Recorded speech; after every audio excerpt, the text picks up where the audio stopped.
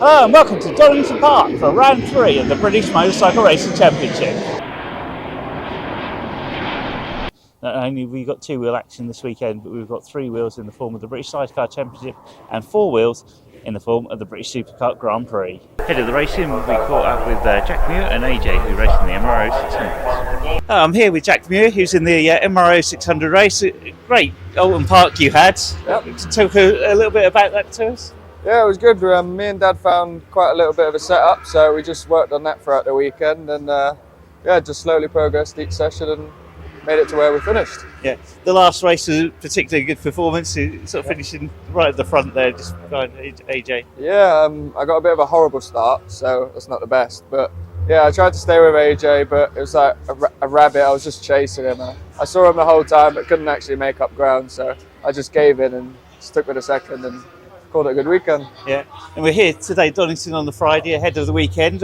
What's the aim for the weekend? Hopefully this weekend get a bit better starts and hopefully stay with AJ. Maybe have a nice little ding dong with him, but you don't know. Just got to see how it goes really. We'll be making progress today each session again, so just getting up there really, getting quicker each time. Excellent. And anyone you'd like to thank for getting you here? And I'd like to thank my dad obviously for setting it all up and being the mechanic, and I'd like to thank Helmet City because I had a few crashes in my time and they've definitely protected me in those.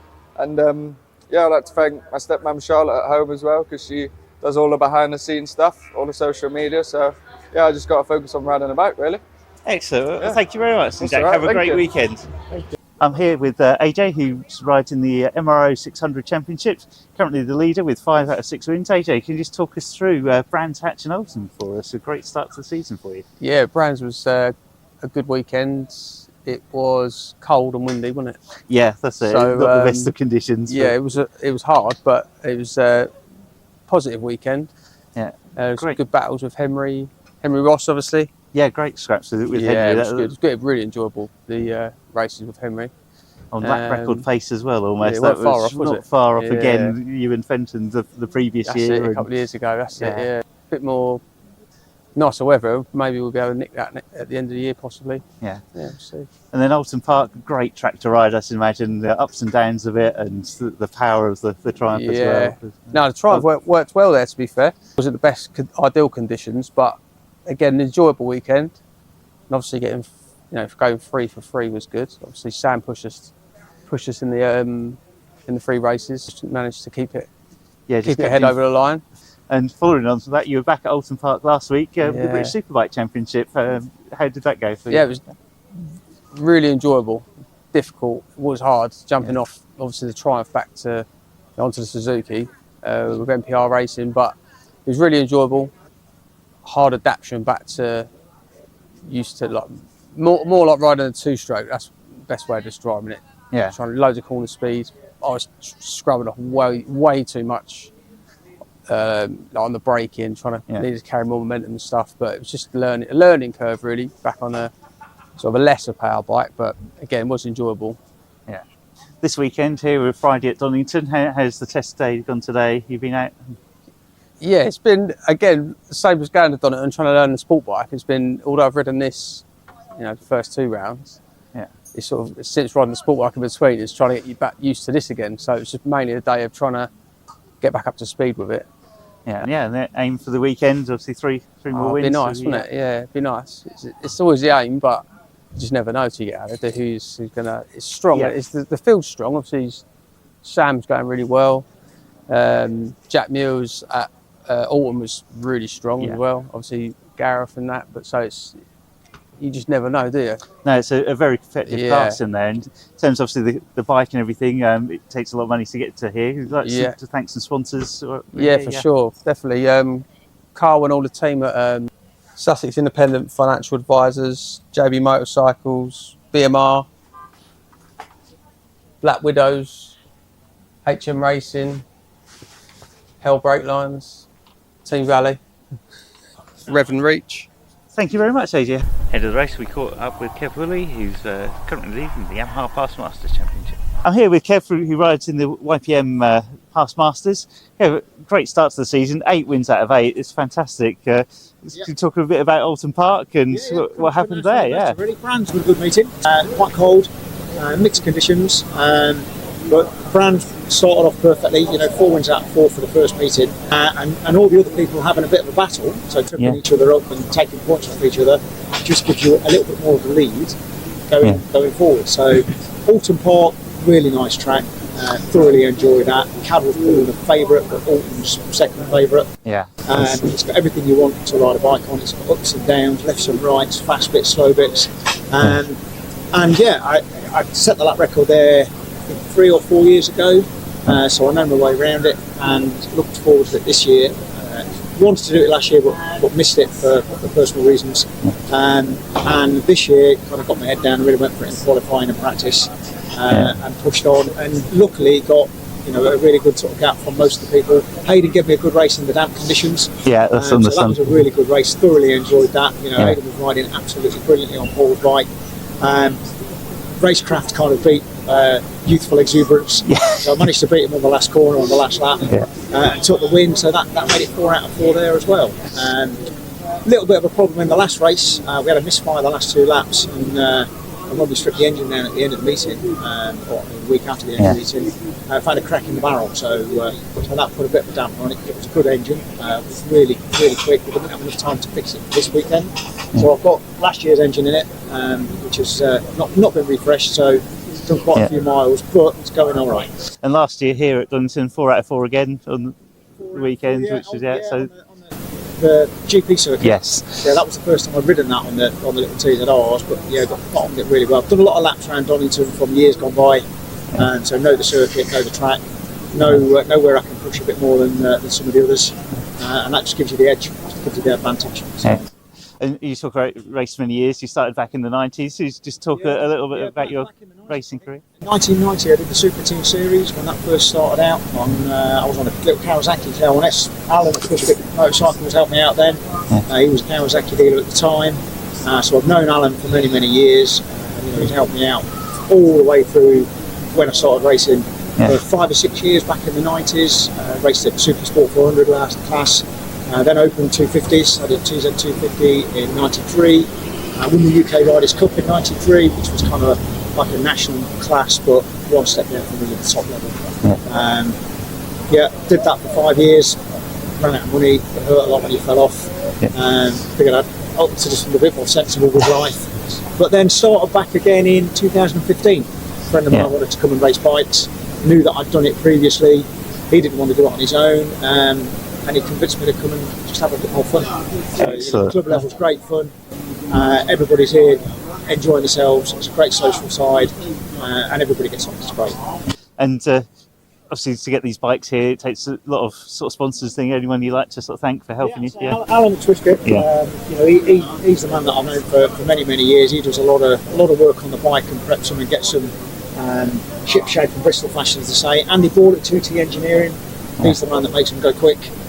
All I have to do is ride around on these great, steady. The aim for this weekend is obviously carry on with the... Carry on as we've started, hopefully, So it's going to be a bit close. I think there's 2 or 3 guys that are going to be up near the front.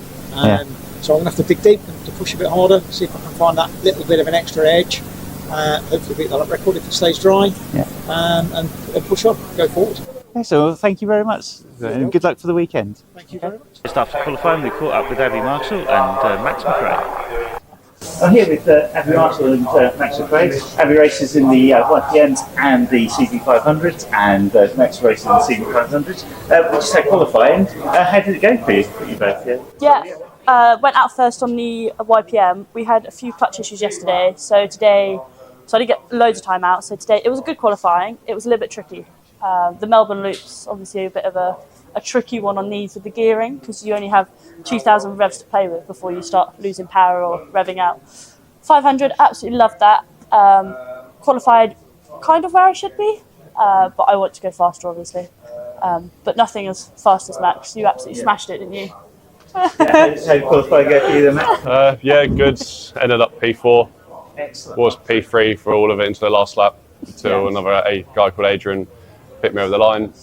But P1 and 2 are good second half, 2 seconds in front. So in the race, they're going to bugger off and then be a good gaggle of 5 of us to fight for P3. And the aims for this weekend for yourself first? Just to get P1 in class in the fat boy class in C3.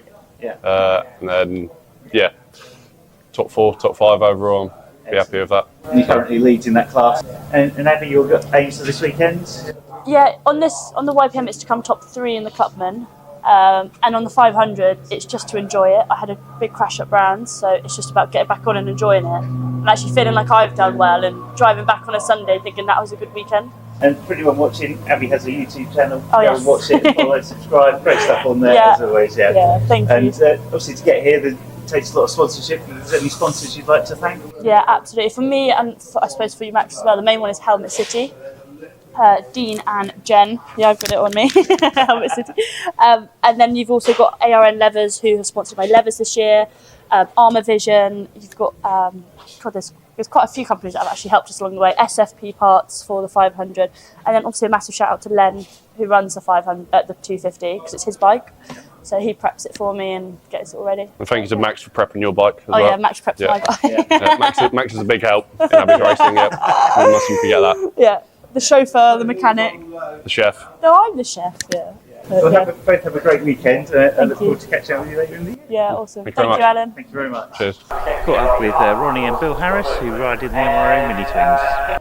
I'm here with Bill Harris, who's races in the MRO Minitwins. Great Alton Park for you with battling there with Will Howarth. How the races felt for you?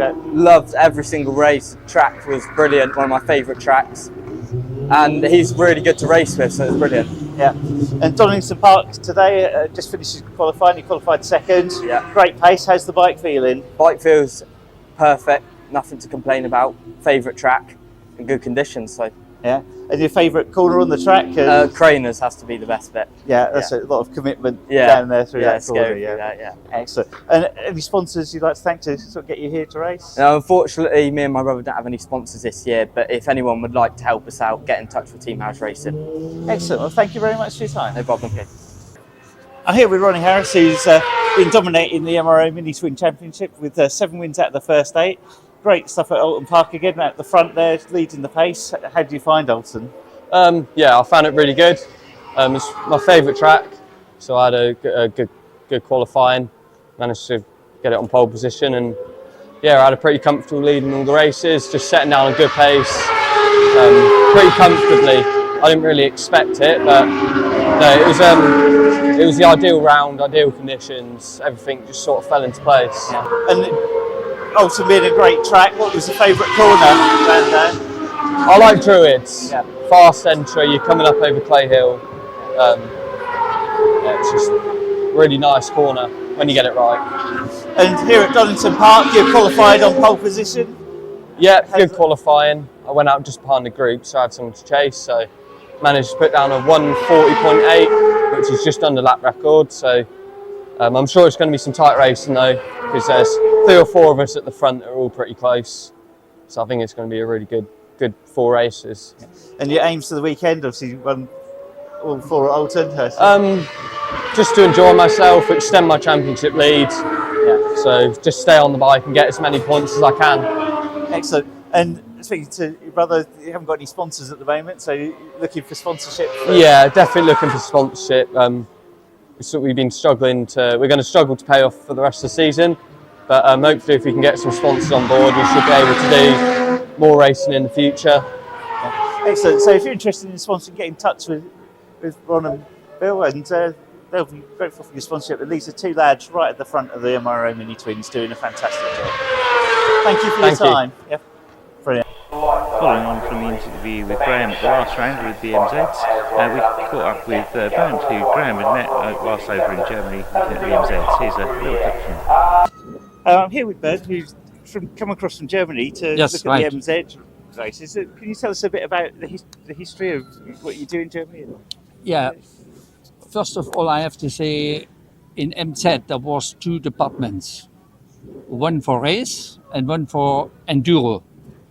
So I'm more on the enduro from the history, but of course, I mean, this company was not a big one, so you know a lot of things.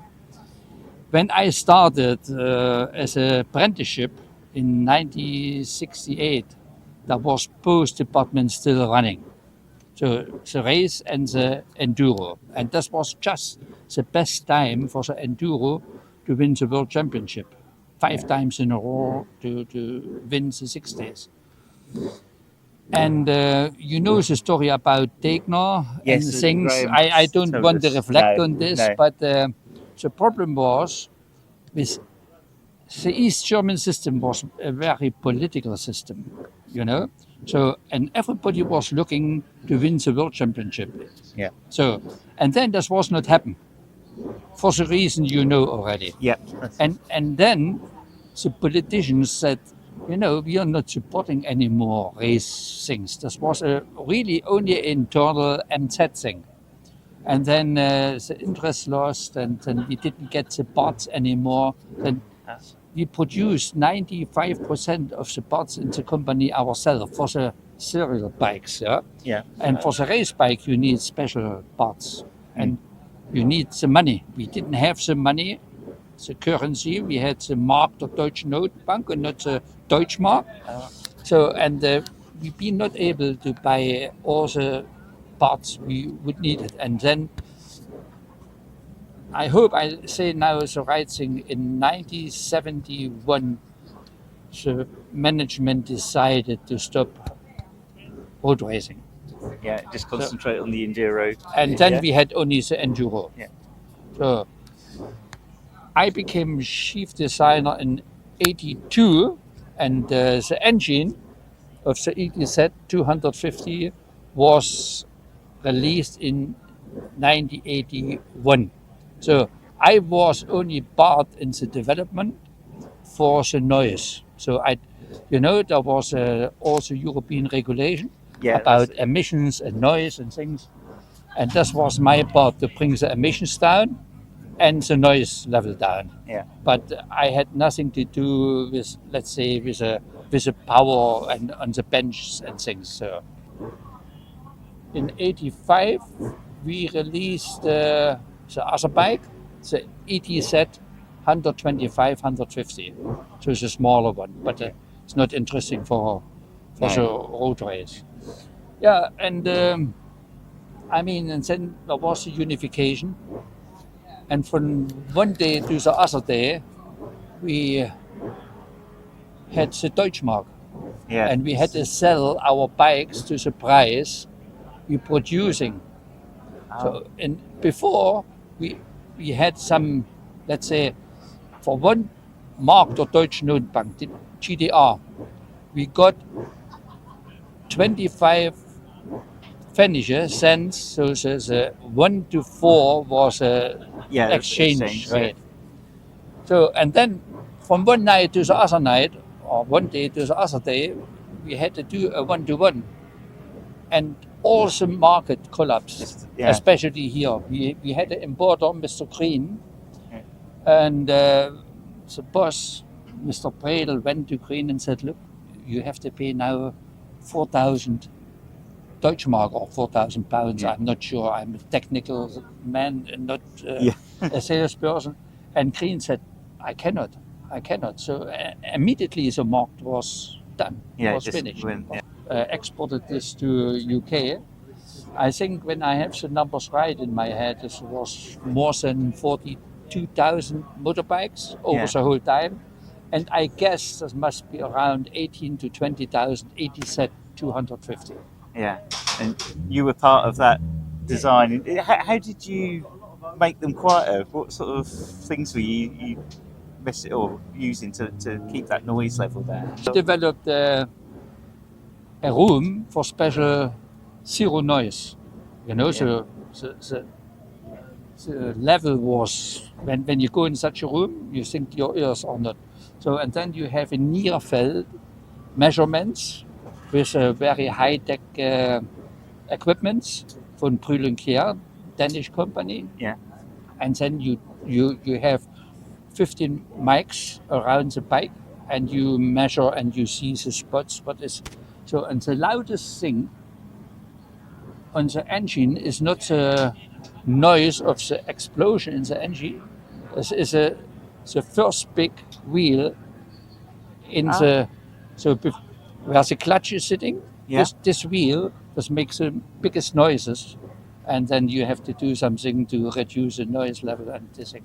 And that was my job. And also to measure the exhaust system and make the right things for the home location of the motorbike. The history to this bike is that we had a development, we call this EM 200. EM stays in German for Einheitsmotor, so for a standard engine. Yeah. And this was in 1968. It was a very modern for this time. So you had already a 12 volt. I'm not now the electrical part. I wouldn't know the name now. And we had extra oil. Then the two-stroke. You have the oil in the petrol, but we have it separately. All right, yeah, so mixed it, yeah. And we have a lot of developments, but we would need an investment of 80 million Deutschmark, mark. Yeah. And in this time, we didn't sell our bikes. We had to give it to the government institution, and we never got the money we earned.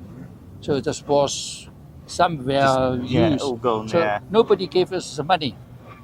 And this was the death of this development. But it's a good thing.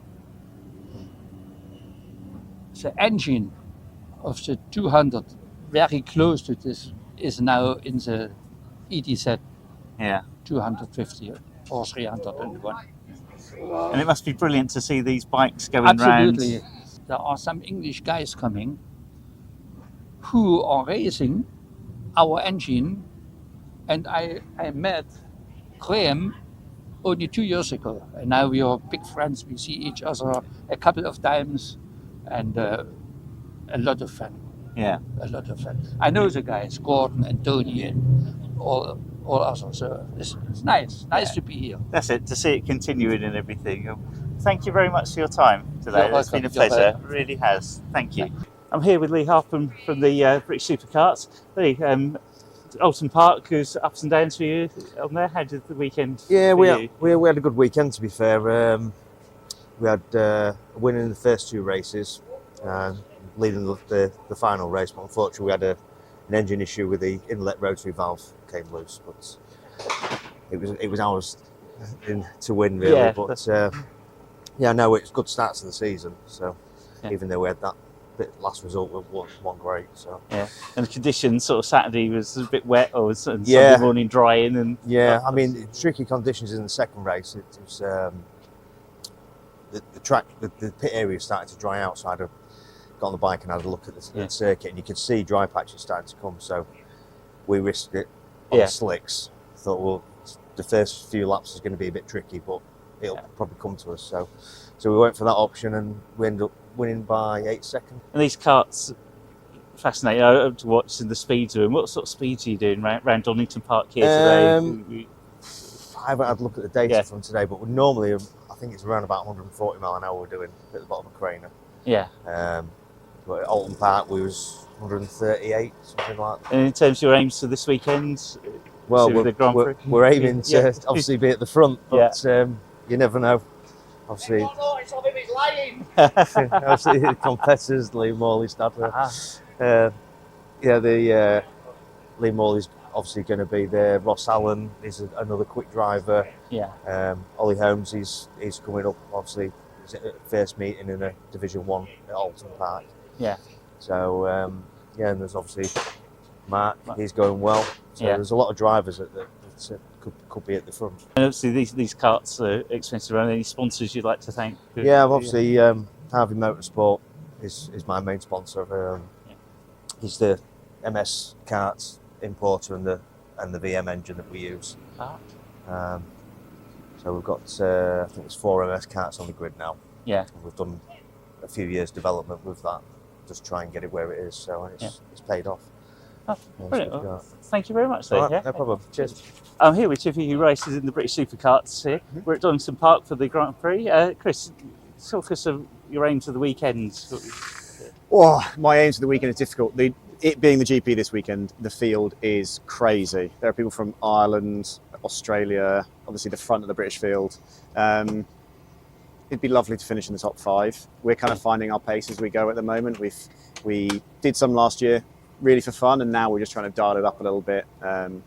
Top 10 would be lovely, and then we can see where we go from there, really. Excellent. And the kart you're racing, can you just explain to us a bit about that? Sure. So I'm in the Anderton 250 Division 1 supercar.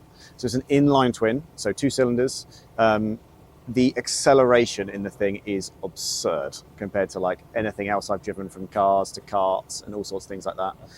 And we're just so light that power means that A, we accelerate crazy fast, but also it goes around a corner at an absolute pace.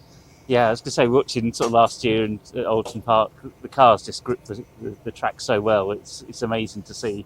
Yeah, I mean, I'll never forget the first time I drove one out of a pit lane, because the power valves kick in. It's just pure power. There's not enough grip because there's no heat in the tyres. Yeah. The things are crazy. They really are, but it's so much fun. And you really are never going to go this fast in anything else for, frankly, a lot more money. Yeah. And what got you into the supercars? What got me into it?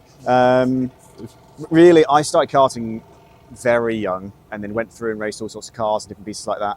And just as we stepped back, really, Dad and my uncle both had a background racing them in Ireland a long time ago. Yeah. I won't embarrass him with how long ago.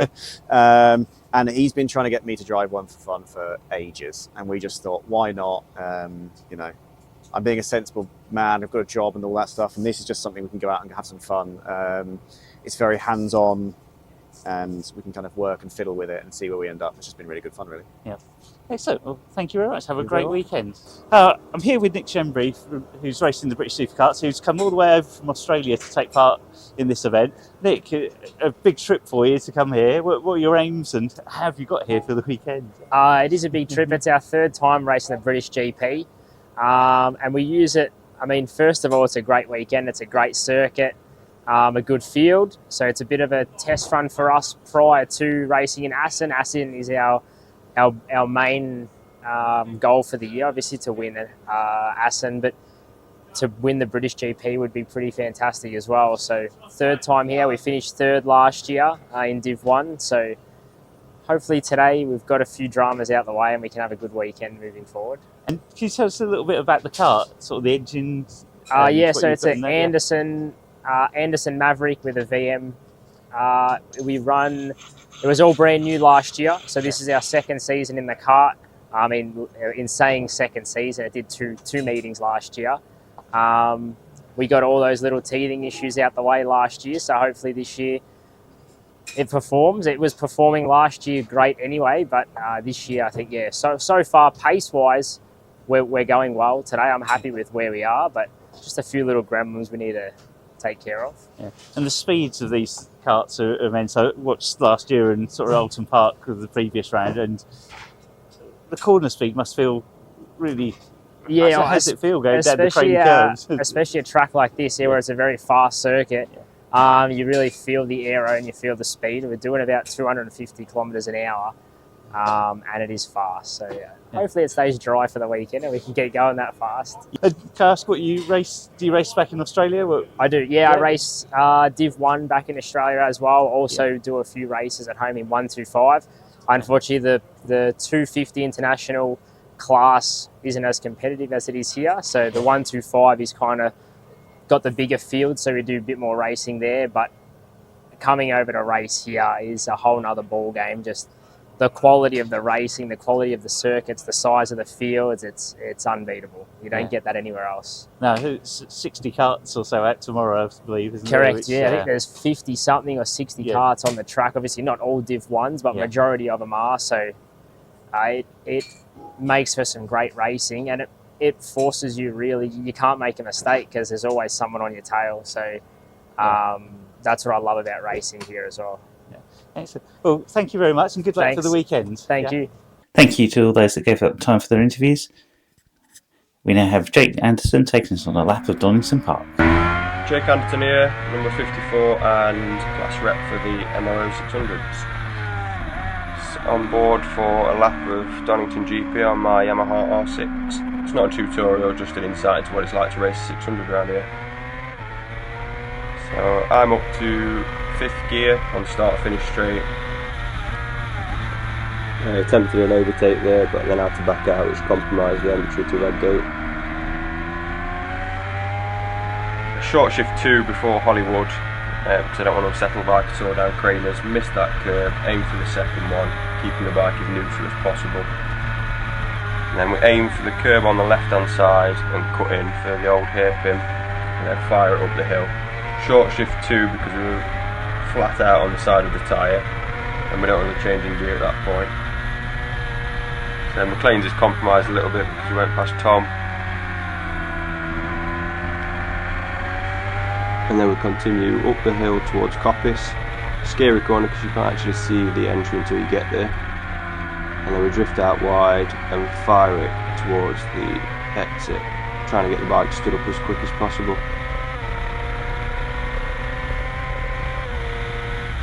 And hard on the brakes, down 3 for Foggy S's. I like to run the inside curb and then miss the second one.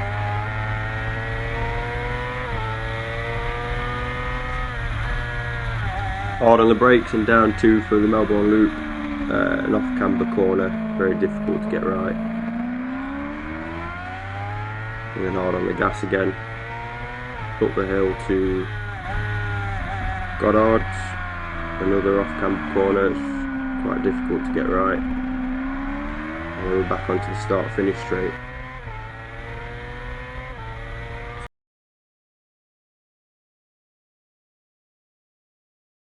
If you're visiting Donington Park, it's a great place to spectate. You've got the grandstand at Redgate, looking over Hollywoods, where you can see all the way down the Crane of Girves and up round Swants and towards Maclean's. And again, brilliant track. You can walk all the way around the outside. There's a couple of tunnels where you can then walk through to the inside and get a great view of the track from most places. You can stand at the Melbourne Loop, or Heineken Loop as we now know, and watch the riders dive into the corner and accelerate hard out as they try and make up as much time as possible. What a great weekend of racing we had at Donington Park, with the blistering heat on Saturday to the not so blistering on Sunday. We start a round up with the YPMs, and it was 4 wins for Kev Wholey, whose season goes 12 from 12. And thanks for Kev for giving his time off on Friday. What a great rider he is. He's smashing the lap record by over 2 seconds. Hayden Smith and Macrae shared the podiums over the weekend. Some great battles all the way down the field. It's Kev that leads the championship with 300 points ahead of David Bull and Hayden Smith in third.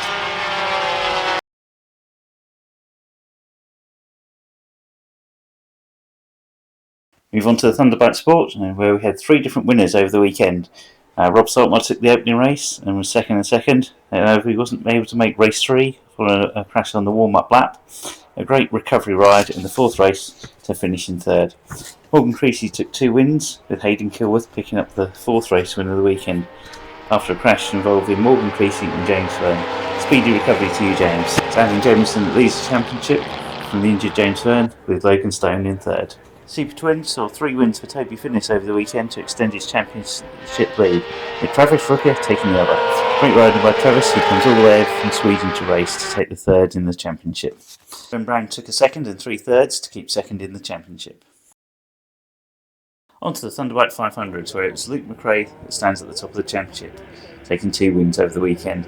His lead was extended by 2 points over Adrian Kershaw, despite a DNF in his last race.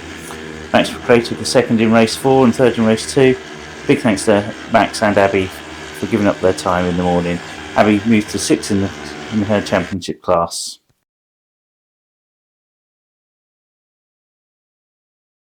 The Powerbiikes were mixed in with the Ultras, the Extremes, and literally everything. Brendan Mulhunter took 3 wins, with Tommy Phillip taking the other. Scott Halliday remains leading the championship by picking up 3 thirds and a 2nd. Tommy Jones extended his lead in the Clubman, taking all 4 wins. Austin picked up 4 wins in the Retros. It's Clinton Wood that leads the round at the top of the championship. In the Ultras, Tyler Donovan took 3 wins, with Clinton picking up the other. And in the Extremes, it was a clean swipe for Tony Russo, who picked up 4 wins, ahead of Matt Hingle, who took 4 seconds. In the Minitwins, it was the Harris brothers, who we interviewed earlier, and big thanks to their time, that shared the wins with 2 apiece. It was Steve Costin that picked up 3 thirds, with Will Howard taking up the other step on the podium. In the rookies, it was Jack Noble, who took 4 wins ahead of Rob Bryant and picked up 4 seconds.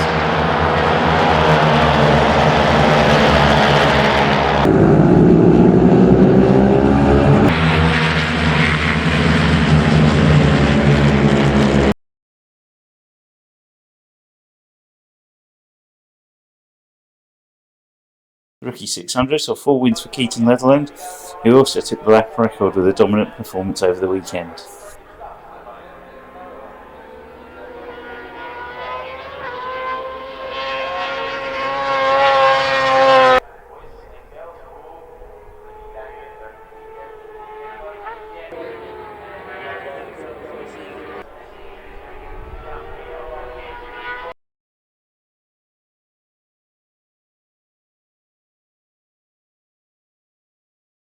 Open 500s, Sean Cronin and Jake Anderton battling at the front, and they shared the top position on the top step.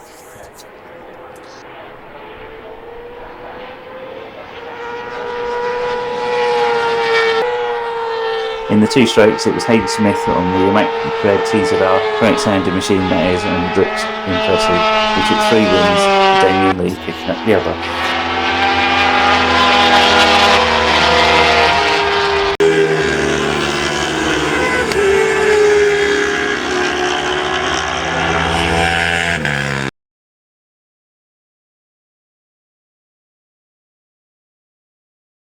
The MRO 600, thanks to Jack Muir and AJ for their time. AJ picked up 2 wins over the weekend, but unable to complete race 2 after falling on the warm-up lap down the cone curve. Luckily he was out for race 3, and an impressive performance to take the win in that one. Meanwhile in race 2 it left the door open, which Jack Muir took advantage of. Sam Hurst had another great weekend, picking up 3 seconds. Best wishes to Nigel from Sam's team, see you back at the trackside soon. In the clubman, it's James May and Will House who shared the 2 top steps of the podium, with James taking 2 wins. Dean Neal picked up 3 thirds.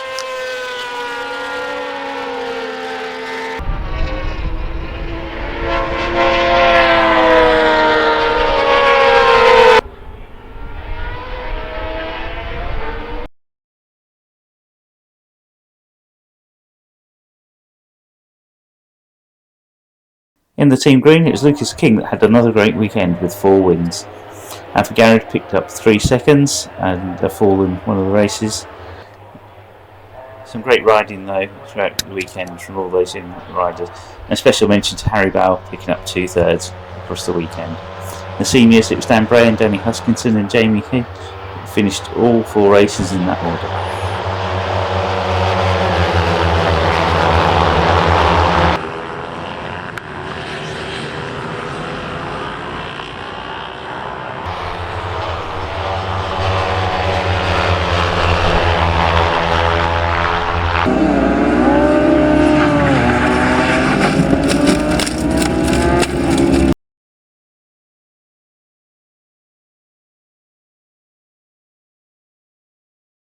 The MZs provided one of the most memorable crashes at the newly named Heineken Loop, both showing the spirit of the sport and the club, and laughing as they were walking away from their bikes on the track.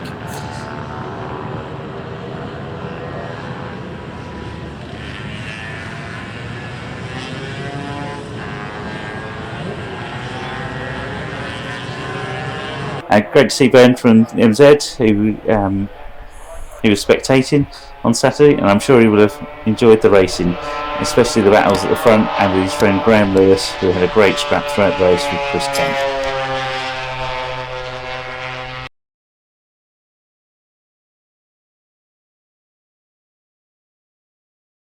The British sidecars had their opening round at Donington with Bemsee, and it was Lewis Blackstock and Oliver Lawrence that took all 3 wins over the weekend. A strong field of 23 outfits featuring F2s and the Cup as well. The Birchall and Wilkes picked up 3 seconds, and in the F2s it was Saunders and Copper that took all 3 wins across the weekend.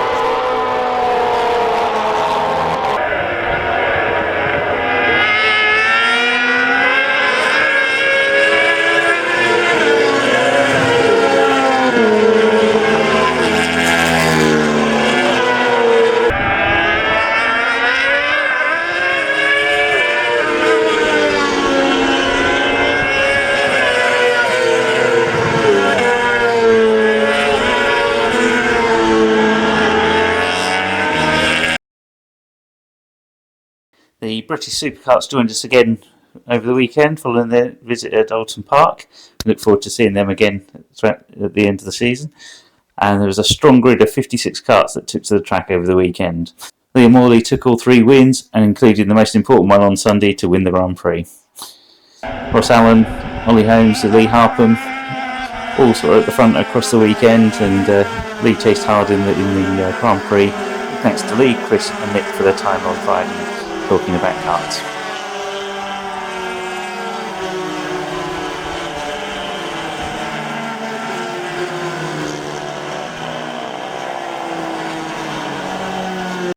Big thanks to all the marshals, medics and officials, as ever, for putting the show on the road. If you like what you see, you can visit at Cadwell Park, where the next round is, on the 30th and 31st of May. For tickets, just go to msv.com. Hope to see you there. Well, great weekend racing here at Donington Park. It's on to Cadwell Park at the end of May for the next round. Following this, we have races 1 to 8 off the programme from Saturday, featuring all of the classes. Hope you enjoy. Who was it you said got a good start? Was it Squelchy from the... Yeah, Paul Welch. He got... I think he went up 5 places. There we go. He's on the 4th. We'll keep an eye for number 61 then, people. See how good he gets it this time. Yeah. So the flag's gone down. The lights are on. And we're underway again. Yeah, and Squelchy's got another good start. He has got another bullet start. He's done 1 row at least. Yeah, I think he's going into 5th Mark place. Haig He's held. Wow, around the outside from Kev Wholey. Kev Wholey, yeah. He's just so strong. I call that the Andy Denyer pass, because that's the one he always used to do to me. Well, he's got his sponsors looking out from the hospitality suite there. Okay. So he's he's showing off then, right? He's got to really lay it on thick there, right? Who can blame him? At the end of the day, you can't do that without a good level of skill, can you? No. And he's proven that over the last few years. Oh, he's an absolute class rider. Multiple YPM champion. Yeah, class rider. Yeah, and as we go through up to Coppice, where we had issues last time, it is Kev Wholey again at the front with Mark Haig in second. Can't quite tell who got third there. No, I can't see that. We're blocked by the grandstand that they built too tall. Yeah. Or the tower's too short. Well, yeah, I thought that earlier. And yeah, it's not often. I think last year they've just come out of Foggy S's. So yes, it is Kev Wholey and it is Mark Haig. And who's that? That's Hayden Smith, and then that's Dave Ball in Paul, who's just gone up the inside on Hayden. Nice move there from Dave Ball. Paul Welch in 5th. Can't quite see who's second. Tom Ridley's in there. It's the usual YPM scrap, 3 abreast through the hairpin. Yeah, it's Paul Neal. As we come out onto the start-finish straight, it is Kev Wholey with about... Let's find out how big this gap is actually. It is a 1 second gap, 1.1 seconds from Mark Haig, followed by David Ball, Hayden Smith, Squelchy in 5th place, with Paul Neal behind him, Damien Lee, Tom Ridley following on there, and bringing up the top 9 is Richard Hayward, and then Darren Cooper is the last in the top 10. Yeah. So Darren, son of Alan Cooper, last year's champion on another twist grip machine. I think he was at Ulton Park, and he always likes it round here. I know I've had a good few battles with him round here, and also at Cadwell Park. So he's, I think he's shed a bit of timber as well as Darren. Okay. So he's feeling really good, really fit. So yeah, I'm expected to see him do well this weekend. Well, he's surrounded by good advice, isn't he? Oh, yeah. His dad really won the championship last year. He's got Kev Wholey in the same garage. Yeah.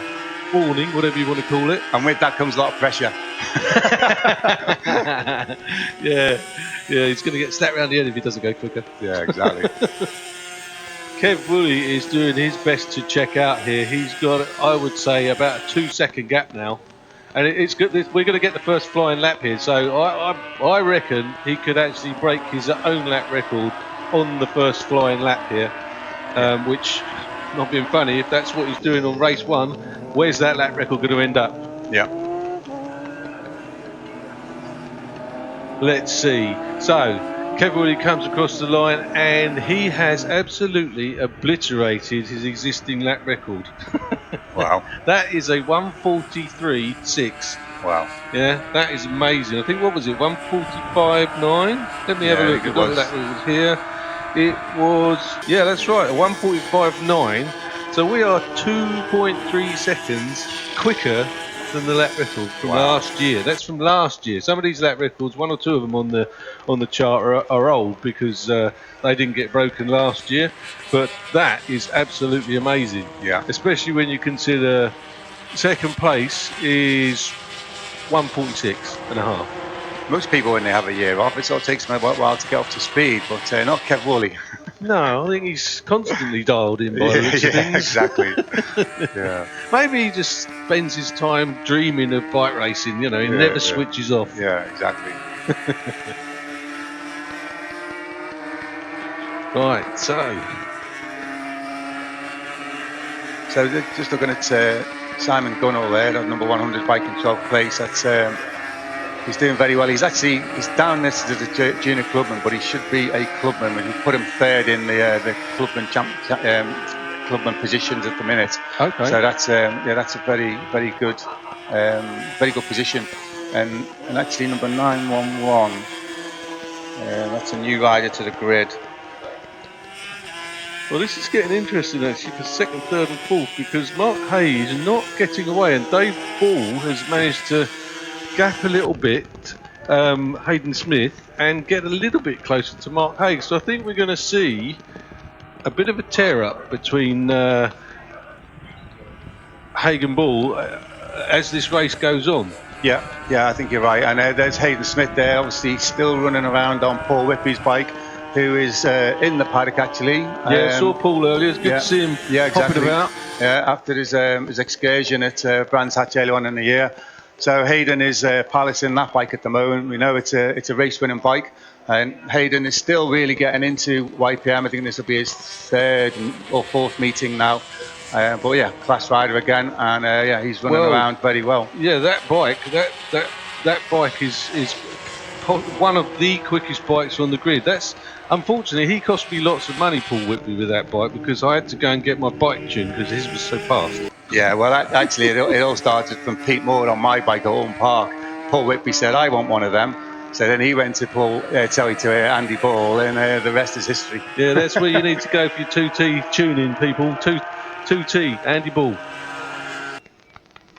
There are actually, that being said, to be fair, there are other bikes on the grid of comparable speed. Kev Wholey's been, well, no, he's another 2T rider, isn't he? Yeah. So Dave Ball does his own tuning, I believe, you know, and his bike is not slow at all. Yeah, then Len Whalen is tuning bikes as well, and he's producing very good bikes and reliable bikes as well. So yeah, and you're drawing on like as was said earlier, years and years and years of experience in this YPM paddock there with Len Whalen. Yeah. Oh, interestingly enough, I've been commentator's curse has already struck because Dave Ball has been overtaken by Hayden. Yeah. So it'll be Hayden chasing down Mark Hay now. It will be Hayden chasing down Mark Hay has a good look behind him. I remember last year at Donington, Mark Hay had some serious issues around his left-hand corner with gear selection. Okay. And he just kept losing the drive coming out of there. But looking at his running today, it seems to be doing a lot better. Well, there we go. We've actually missed the checkered flag. That is game over, people. That is that's these 4-lap races. They're over in a flash. Yeah.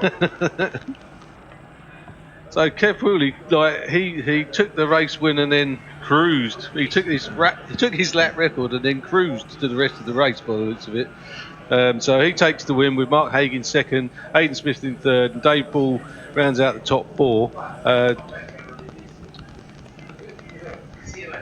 Paul Welch, Damien Lee, Richard Haywood, Tom Ridley, Paul Neal is the first clubman through. That was Darren Cooper in 10th on the other twist grip bike. Simon Gunnell, which is the club bike rider, he is actually second clubman. He's always showing as a junior clubman.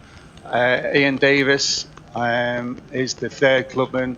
Adam Sheriff, so he's a new rider to the class. I'll try and have a chat with him later.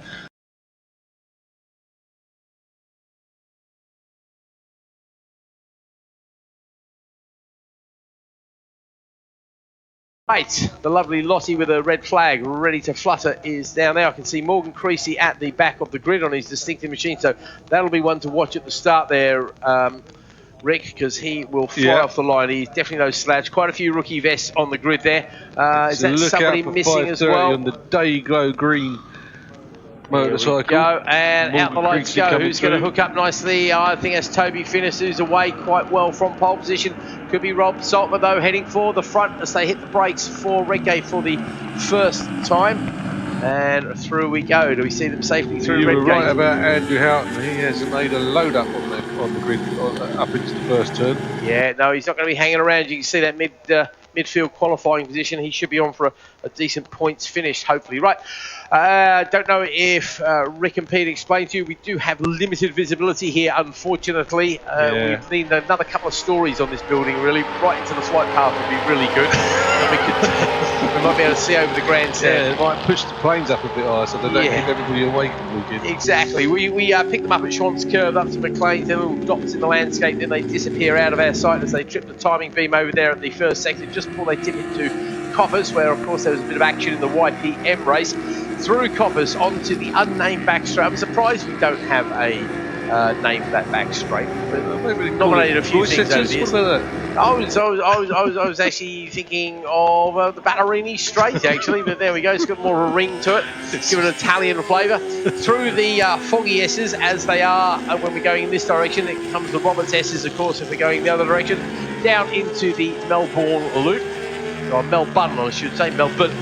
That's where I grew up anyway, in Melbourne. Yeah, Morgan Creasy is well on the move. He's just done another 2 into the what's it called? Foster's hairpin? It's the Heineken hairpin these Melbourne days. Loop is a Heineken hairpin. That's just got a bit of ring to it, the Melbourne Loop, hasn't it? Who knows? Anyway, looks like we're all safely through the lap for the first time as the leaders come over the line. That looks like Rob Saltmer, who is indeed leading the way. Now, Rob, as I mentioned, is on the sport bike. He's ahead of Toby Finnis. Then it's Adam Jameson, who's second of the sport bikes. Tim James Fern chasing hard after him. It's Logan Stone moving up very nicely indeed. Travis Rooker has come across the line, losing a couple of places overall, but he's still second of the twins ahead of Ben Brown. Then it's Hayden Kilworth, definitely proving to be the quicker of the Kilworths. However, Jordan has made up 10 or so places looking down there at the timing screen. And I'm going to see where Morgan Creasy has come across the line. Creasy's made up 17 places on the opening lap. Comes across the line in 14th place. So excellent start. Also Andy Houghton, he's showing us having lost 6 places when in fact he's actually gained about 10 places. Yeah, exactly. That's just the way these things work. So up to Coppers already for the leaders. They trip the timing beam. We now start to get the sector times coming in the first half, and fastest of all through the first sector it is Adam Jameson. Jameson with a 48.494 is a couple of tenths quicker than both the guys in front of him, so he's definitely not giving up on the overall win, which is led at the moment by Rob Saltman. Saltman came across the line with a 1 1/4 second lead, and that's looking quite solid at the moment. I think Jameson might have moved up into second place there, actually. Let's keep an eye on him and see if he can get a bit closer as they tip into the Heineken hairpin. Yeah, we're going to give it for that. Morgan Creasy has just done another massive overtake. I thought it was a long way back, and he has run wide and given that back. Yeah, Creasy's ambition definitely outweighing his talent just a little bit there. Okay, up to the Goddard's corner as it is, of course, when we're going this way round. Over the line we go. Let's have a look at the gap there. Fastest lap to Rob Saltman then. He pulls it back in the second half of the lap. So Saltman definitely not giving up on this one. He's opened up the gap to 1.888 seconds. Toby Finnis has been relegated to third, but still leads the twins with a good margin between himself and Travis Rooker. Travis involved in that battle for the podium positions in the twins with Ben Brown.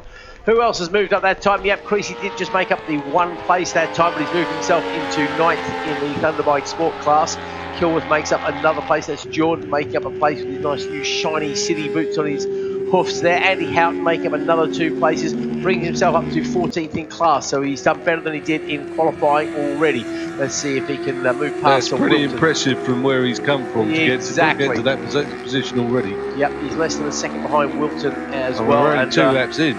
Yeah, exactly. Well, we've only got 5 lap races, of course. Very much a dash for the cash today, isn't it? It's 5 laps straight here. Pretty long lap though, isn't it, Rick? Yeah, GP length, of course. That's the whole point. They put the Melbourne Loop in to get GP length so that they could run the GPs.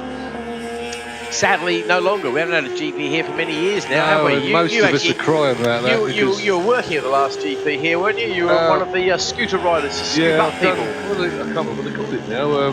Bike collection. I don't know. Yeah, rider collection. Basically, you go around picking them all up and they lob it at the scenery and take them back to the pits. Who did you have on the back of your bike then? Come on, show off. I've done one of the World Superbike rounds. Remember, you put me on the spot there.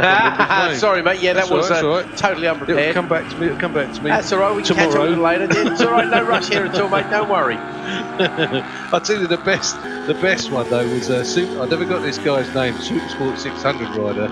They'd given us these bikes that would only do 30 mile an hour, right? So we're coming back back down to the pit entrance, and he's tapping me on the shoulders. Go faster, go faster. And I went, this is it. Yeah. So he reached round and put his hand on the throttle, and we're going down. And when we got to 33 mile an hour, we both went, yeah! Excellent. It's hilarious. Gives you something to do, doesn't it? Right, another good lap there from Rolf Saltman. Leads Adam Jameson by nearly 2 seconds now. 1.895 is the gap. Got a fastest sector time there in the first sector for James Fern, though. James currently 4th in class behind Logan Stone. Logan's having a good weekend. Looking very good indeed. He's been doing a lot of work with Matt Weatherall now. Matt, I'm guessing he's not here this weekend, unfortunately. Matt normally joins us in the commentary box for the Thunderbike Sport race. He's one of our senior instructors, but unfortunately I know Matt's had some family issues that he's obviously take precedence over the racing. As always, yeah. No, we've all been in that position at some time, of course. I'm just having a look at the leaders making their way up towards us. Look at this battle for second place. That is the three of them. Stone is closing on Jameson. I tell you, that's the battle, mate. Let's forget Saltmore in the lead. He's going to come across the line and get the last lap flag very shortly. That's over the line we go. No, next time round, sorry, for the last lap flag. Yeah, second, third, and fourth. This is looking like a good chair, and actually fifth. So we could have some changes of position on this last lap. We certainly could. Yep, we are indeed on the last lap. Fastest sector time for Logan Stone in the second sector as he looks to close that gap. They got it down to within a tenth of a second over the line there. They're into the 39s. Top three all into the 39s. This is the hot pace around here. The other thing we've got to keep an eye on, Rick, actually, is the lap records, of course. Yeah. Well, we did see most of the lap records tumble last year. We didn't see the Club and 6 or the Rookie 6 tumble last year for whatever reason. But this year, I think we need to keep a close eye. The time we're looking for is Dan Mercer's time from last year, a 41.391. So there you go. First race of the day. We've already got a lap record. Who's the quickest of the Supertwins out there, mate? Well, I'm just trying to work. That's all right. We're looking for Alfie Davidson's lap record of a 37.6. So Alfie, one of the youngsters there, very quick indeed. So that's his. But I think at the moment, it looks like Logan Stone has got the lap record. So there you go, Matt, if you're listening to that one. And I tell you what, he might also have second place. He's going to have a good look at Jameson on the brakes into the Melbourne Loop. Can't quite do it. Pulls alongside briefly, but I think Adam's a little bit stronger down there. That's not the first time on this lap he's had a go, because he had to go into Redgate, Logan Stone. And I think he's going for it. He's got to go for the suicide squeeze in the Goddard. Jameson, experience so strong on the brakes, isn't he? To see. If he can get the drive out, Rob Saltman's going to come out and he's going to say hello to the checkered flag right now. There we go. That flutters away. Cheers to him. And it is Adam in second there. Logan just in third, only by a fraction of a second away, though. Literally, it's 10.184. Oh, I can see that scrap going all weekend. Absolutely, my friend. But 39.401, that does give Logan the lap record. Faster the Supertwins is Toby Finnis, who comes across the line in fifth place. Takes the win, and it is Ben Brown who takes second ahead of Travis Rooker. So there we go. I think we can safely say then these are perfect conditions for races, because we've had 2 races and so far 2 lap records. How many? Has anyone else done a lap record in this class? In these classes? I can't see the Super Twin lap record having gone yet, but you're saying we managed one in the YPMs there. Yes, mate. Kev Wholey obliterated. Beats his own. Obliterated. By how much? 2.3 seconds, I think. What would you put that down to? I mean, that's a huge chunk to find. Wholey. Yeah, well, all right, there's an element of Kev there, basically. I guess. Yeah, absolutely. Yeah, it's 2.6, I think it was. He did it by. Oh wow! Outstanding. So what's he into the 43.5s? Yeah, 43.3, I believe. That's yeah, you're right. That is That is obliteration in lap record terms. Okay, let's have a look. Do you want to run us through the rest of the finishers and runners there, please, Rick? Okay, where did you get to? I think I got the top 6 sorted out. That was about it. Go from the top again. Go on, give him a good mention. We've got the winner of the race, Rob Saltmer, followed by Adam Jameson, followed by Logan Stone, and then we've got James Fern, and he was in 4th place. 5th place was the first of the twins, which was Toby Finnis, who was pole man actually, so that's interesting. Then we got 6th place is where we go now? Bear with me, Ben Brown.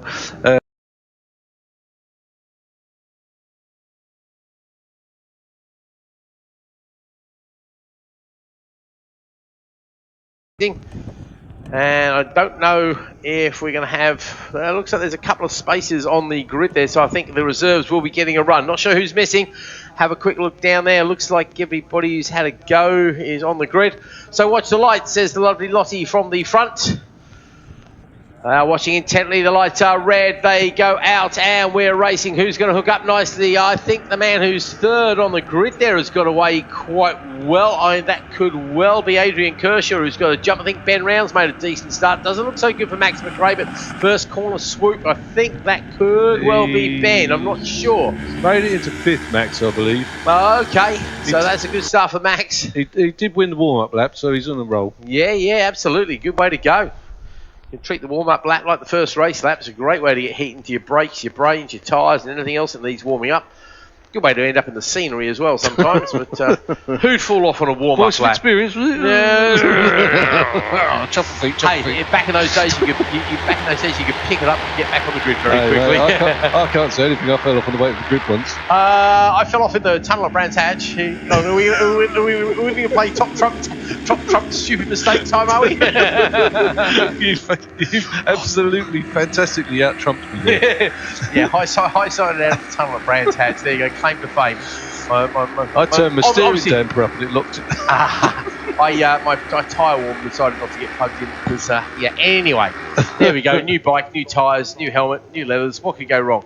Okay, we're waiting for them to come and join us then at the Foggy S's, and here we go then. Slipstreaming battle all the way. Look at them tucking in tight. They're trying to make themselves so small on these bikes, and poor old Max has definitely got a disadvantage trying to tuck himself in. Tell you what though, when he sits up to brake, he's got the old sail effect happening very nicely. He's got to be gaining at least 3 metres, I reckon, as soon as he sits up. I reckon he should put fat handlebars on, to get a bit of wind deflection. Right, here we go then, up to Goddard's for the first time. Just watch him safely, not hearing any chatter on the radio, which is definitely a good thing. And they're already 2 or 3 abreast on the way out of the last corner. This is a good start to this race. Oh, look at that slipstream, perfectly timed. I think we could be seeing a change to lead. Luke Macrae's going to have a go at Ben Round, surely. He's forced wide. He's going to go the long way round at Goddard's. Can't quite do that. Oh, but he's got the drive out of the corner. He goes down the inside up to Hollywood. So that was a very nicely planned move there by Luke Macrae. Brilliant stuff from him. Across the line then, it was Round who led the way ahead of Macrae, who's now moved up to the lead. Adrian Kershaw, then it was Max Macrae.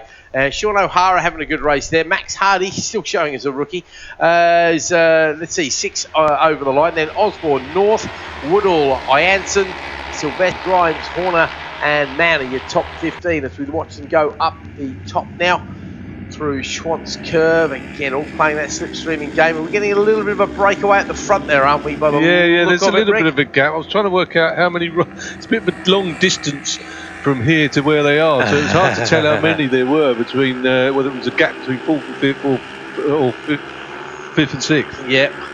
Fastest man on the track in the first sector, and not surprisingly is Luke Macrae. So he's looking to capitalise on that small gap that he had as they went up towards the timing beam. Again, we do apologise, we cannot see them, unfortunately, all the way down the straight. There's this grandstand thing in the way, very annoying indeed. We do pick them up down into the Melbourne Loop, and we can see that Macrae is leading. Behind him, though, there's a few challenges going on. Nobody able to gain the advantage. Max Macrae definitely not out of this one, though. He's looking to make up places. Top 6 there. There's a 6 and a gap to 7. So, and there's places being swapped as we speak. Max Hardy there. He went for the overtake. I don't think he got that one. I don't think he would have got it there. He got the old doctor's dangle on the exit there. Again, and when you're used to the sort of superbike brakes and things like that, these things must feel very pedestrian. And I would have thought it would be similar to the Ninja, but Max has said it's nothing like the Ninja to ride. The Ninja's completely more of a race bike than the old shopping trolley CB500. So that just amplifies how impressive the times these guys are doing around here. Do you know what vintage these bikes are on an average? Do you know what? It's not a question I've asked, actually, Okay. but I'm thinking it's got to be 20 years or something. We're dealing with a bit like the YPMs again, but we're dealing with like normal forks and brakes and Yeah, like absolutely. nothing upside down about them or anything. No. They're an uncomplicated machine, but that's what makes for the close racing. Absolutely, it does.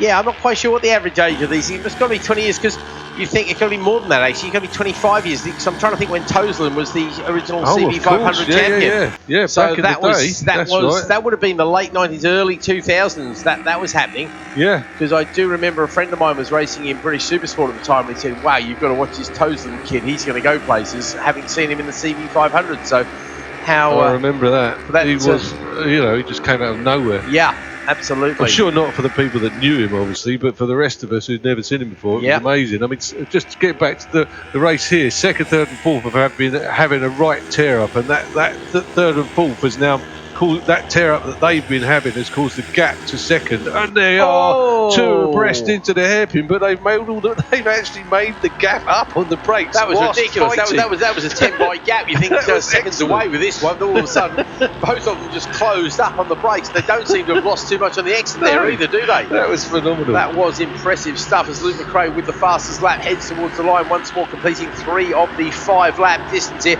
You're right, we've now got a 3-way scrap once again for their second place with Ben Round, Max Macrae and Adrian Kershaw battling Who it out. has just gone up the inside into Redgate. And so Kershaw's gone up past Macrae into third, Max Macrae into third, so that is going to carry on all around the circuit. We've just got to wait and see now whether or not it impacts the distance between first and second. Max Macrae there, fastest second sector time as well, so he definitely knows his way around this last part of the circuit. Pete Woodall goes past on Dan North, so that's the former champion, showing he's a little bit rusty there. Doesn't take too long before you get rusty as a bike racer, does it, Rick? No, you get out of the game for a while. The same token, if you've been at it a while, as you know, like, it doesn't take long to shake that out. It's true, you get the rust out. Give it a quick squirt. Bit of chatter on the radio there. Somebody coming into the pits, is it? No, it's not. Somebody going out to the collecting area, I think. Well, they've all got a bit more sedate on this lap. There's like a reasonable gap between first, second, third and fourth. Let's see. I'll tell you, he's not giving up though, mate. Look at Ben Round's time. He's gone quicker than anybody in the first sector there. He got a purple in sector 1, so he's definitely not giving up on this one. He's a little bit too far And he is behind a little Luke. bit closer. He is definitely closer. You're right. Over the line last time, it was a 1.4 second gap. But that ain't 1.4 second, maybe a 0.4 second, but not 1.4. And again, those two are so strong on brakes, aren't they? Yeah. They close up on Ben Round there. Brilliant stuff. So Luke Macrae basically got Donington Park to himself at the moment. Now, back markers shouldn't really be a feature here on this long circuit. That's the great thing about this place. Really don't come too much into play unless you're getting some really long races as Luke comes over the line. He's going to pick up the last lap flag. Then the other's going to get the hurry up flag. And who's it going to be this time? No change. Yes, there is. Kershaw goes past on Macrae this time. And fastest lap. Yeah, it is a new fastest lap there. 1:48.2 for Luke Macrae out in front. So he definitely knows he can't roll out of this one. And that gap that we thought was getting closer and closer has actually gone out to 1.7 seconds. So I'm surprised to see that, because I thought Ben Round and Adrian Kershaw were closing very quickly. Well, I'd indeed. have agreed with you, but I can't even borrow your glasses because they obviously don't work. John Ashby goes past from Calvin Grimes to gain a place somewhere down towards the back there. And we lost somebody, I think. Somebody's gone tumbling down. Will Kearney's lost a few places out there as well. Lots of chopping and changing. Joe Baldry making up a few places, puts himself into 23rd place overall, 7th in class, the big boys class, of course, for Joe, unsurprisingly, as they start tripping the timing beam over the back there. It's a PB this time for Luke Macrae. He really is keeping it pinned. Also a PB for his brother Max. Those two definitely wanting to A, win the race, and B, make up some places, bearing in mind that there was only 0.4 of a second covering the second, third and fourth over the line. They're going to wait for them to come back into our view, which they do right on cue. It has looks like it's going to be Ben Round in second, but that third place is anybody. It's under Macrae, have a threat. look. It's under threat. And does he get it? Will he get it on the cut back? I think that's Macrae on Kershaw there. I think He you're right. cranks it over hard. Now Macrae's going to be too far away, surely, to have a go at No, Round. there's no way he's going to make a stab at that. Are we going to see a fight back there from Kershaw? I don't think so. Up we go to Goddard's for the last time. 25 more points heading into the bag of Luke Macrae. Over the line in second place. I tell you what, he did close the gap right down at the end there. I think Goddard's a bit of a bogey corner there for Ben Round, but nonetheless, he still finishes in second place with Adrian Kershaw just a tenth behind him. Max Macrae up next, and Sean O'Hara, another good ride for him as well. Max Hardy finishes in sixth place, big man on a very little bike. And Dan North, good comeback for Dan there in seventh place. Pete Whittle, then Sylvester, Osborne, Horner, Ianson, Ashmead, Grimes, Dwyer, Mann, Johns, Siggins, Sugden, Adorjan is your top 20, and they're followed by Dello, Carter, Baldry, Butler, Goff, Kearney, Stacey, Marshall, next two, because we're going to run out of screen. Wolf and Flint, there we go. We've got too many bikes for the screens that we have. We've only got 30 spaces on the screen, so well done everybody for making it to the end in a great race. So, Another good cracker. action at the front. We do like the action that we get from the Thunderbike 500s, because it is an open class. Actually, you don't have to run a CB 500. You can turn up here with another 500 of some description, maybe a GS 500 Suzuki. As long as it's a twin, is it? It's going to be a twin, a vertical twin, I believe. I'm not quite sure of the total regulations. Parallel twin then. Parallel twin, yep. So you're looking at GPZ 500 or something like that then? Can have a GPZ 500 if you really wanted one. And the other thing is horsepower, of course. Okay. I think it's limited to 50 horsepower or something like that. So again, Mark Dent, our technical chief, our technical director, keeps a very close eye on these things. What you'll see is maybe a couple of bikes being pulled to one side after the race. Yeah. Just chucked on the dyno to make sure they're all compliant. And it's not just this class, it's also the Minitwins, of course, which is another horsepower restricted class.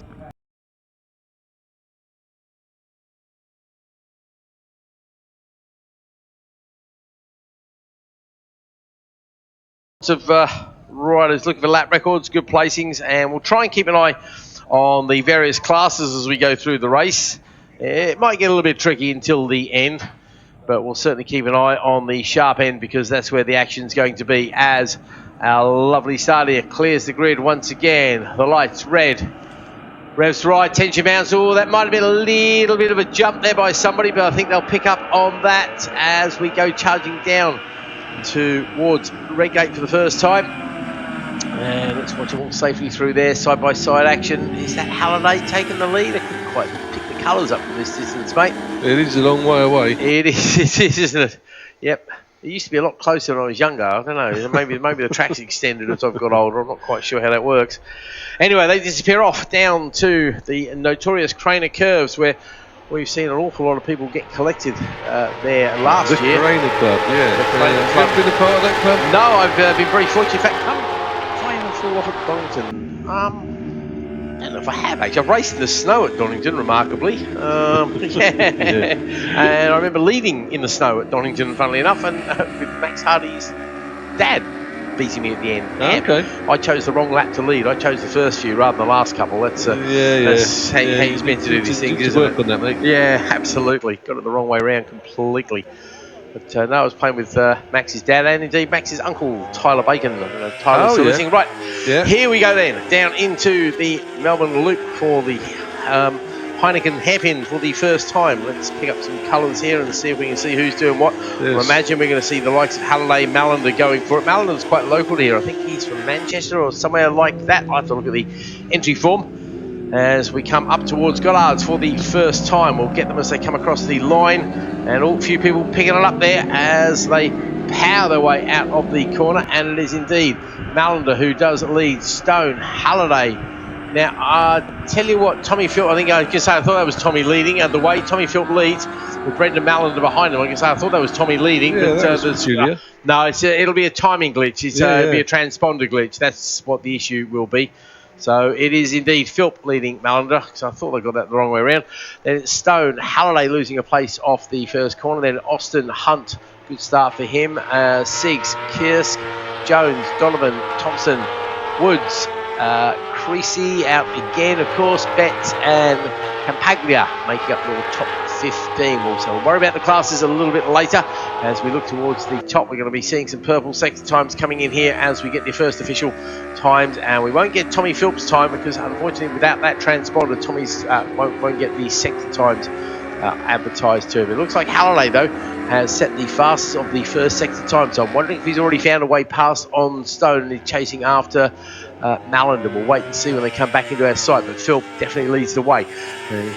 Obviously, he was a runner in the British Sidecar Championship at one stage. Tommy had a bit of a nasty accident at, I think it was Cadwell Park. His dad was also a World Championship sidecar contender, as well as being a World Endurance person at one stage. But that's a whole other story for another time, as Mallander in second place there looks to chase. No, I can see that Halliday is indeed still in fourth, chasing hard after Scott Stone. And the leader in the championship at present doing a good job chasing hard after. Let's have a look at some of the classes we've got here then. In the retros, I think that's Austin leading the way. The clubman, it is indeed Jones leading the way. And in the ultras, it is Donovan who leads the way. So there we go. It's just a quick breakdown between them. We've got the extremes out there as well. And can you see who's leading the extremes? Who's got the E next to their name on that screen, mate? No, Russo. This is Tony Russo, the reigning champion, of course. So that doesn't surprise me at all. Tony definitely looking to make it two in a row. He's used to being the bridesmaid in this class. Now he wants to be a double champion. He's definitely going the right way about it at the moment. Leaders already back up towards Coppice once again. Tripping the timing beam out the back there. I'll wait to see if anybody goes purple now, because this will be the second flying lap for them. Now for these guys, this is a 6-lap race today as well. The first race is 6 laps. We'll be having another 6-lap race this afternoon, and then I'll just have the one race tomorrow. It's just the way these things shuffle out. These guys prefer to have 3 races, and it's not one of the stupidly long races like the 600s are having. They're coming up shortly. They're going to have a 10-lap race, so those boys and girls are going to be feeling very tired by the end of that. Not sure if this is Tommy's first time back in the saddle racing in a solo for a while. Normally his dad would join us, but of course they're parked way down the back of the paddock, and probably a little bit too far for Bill's little legs to make all the way up here. If you can't see, his son is actually styling it up really nicely. Yes, with the Rossi leg dangle there. Oh, is he? Oh, yes. Give him the full. Of course, he's a former double champion as well. Tommy Philp at the club, both in the MRO 600s and also in the what do we call them? Super Teens. There we go. He was an Aprilia Super Teen. No mean feat in either class, that. No, absolutely. He was a regular competitor at MRO and British 600s in the super stock class as well. So definitely knows the way around a racetrack, that's for sure. Right, Creasy on the Ultra machine there has moved up a place on Woods, who's on a retro machine. That'll be Clinton Wood, of course. And he's also an ultra racer as well. So if you're an ultra racer and also a retro racer, which quite a few of these guys are, you will score points in both championships today. So kind of double bubble really, which is good news if you're having a good race here. Tommy Jones, impressive once again as a club and rider, coming from being the rookie champion. And also being the rookie champion, it means that a lot of his lap records could be standing for a long time, of course, because we no longer have a rookie 1000 class. The ACU have decided to put a stop to rookie 1000 racing, which is, I think, long overdue, to be honest, because the power of a modern 1000cc bike is kind of ridiculous. When I started racing, the biggest thing you could have on between your legs was a 600, and I imagine it was the same for you. Well, when I started, I was going to start racing on my girlfriend's dad's TZ 250. But the same year I was about to start, they changed the rules. You couldn't do that. Oh, really? What, you couldn't ride your girlfriend's dad's bike anymore? Yeah, that was it, yeah. Because a TZ 250 is a proper little racy bike. Full-on racing machine from the 70s, 80s, yeah. Yeah, okay. So the change, getting rid of the rookie 1000s. They put the 600 rule in that you were talking about. Yeah, okay.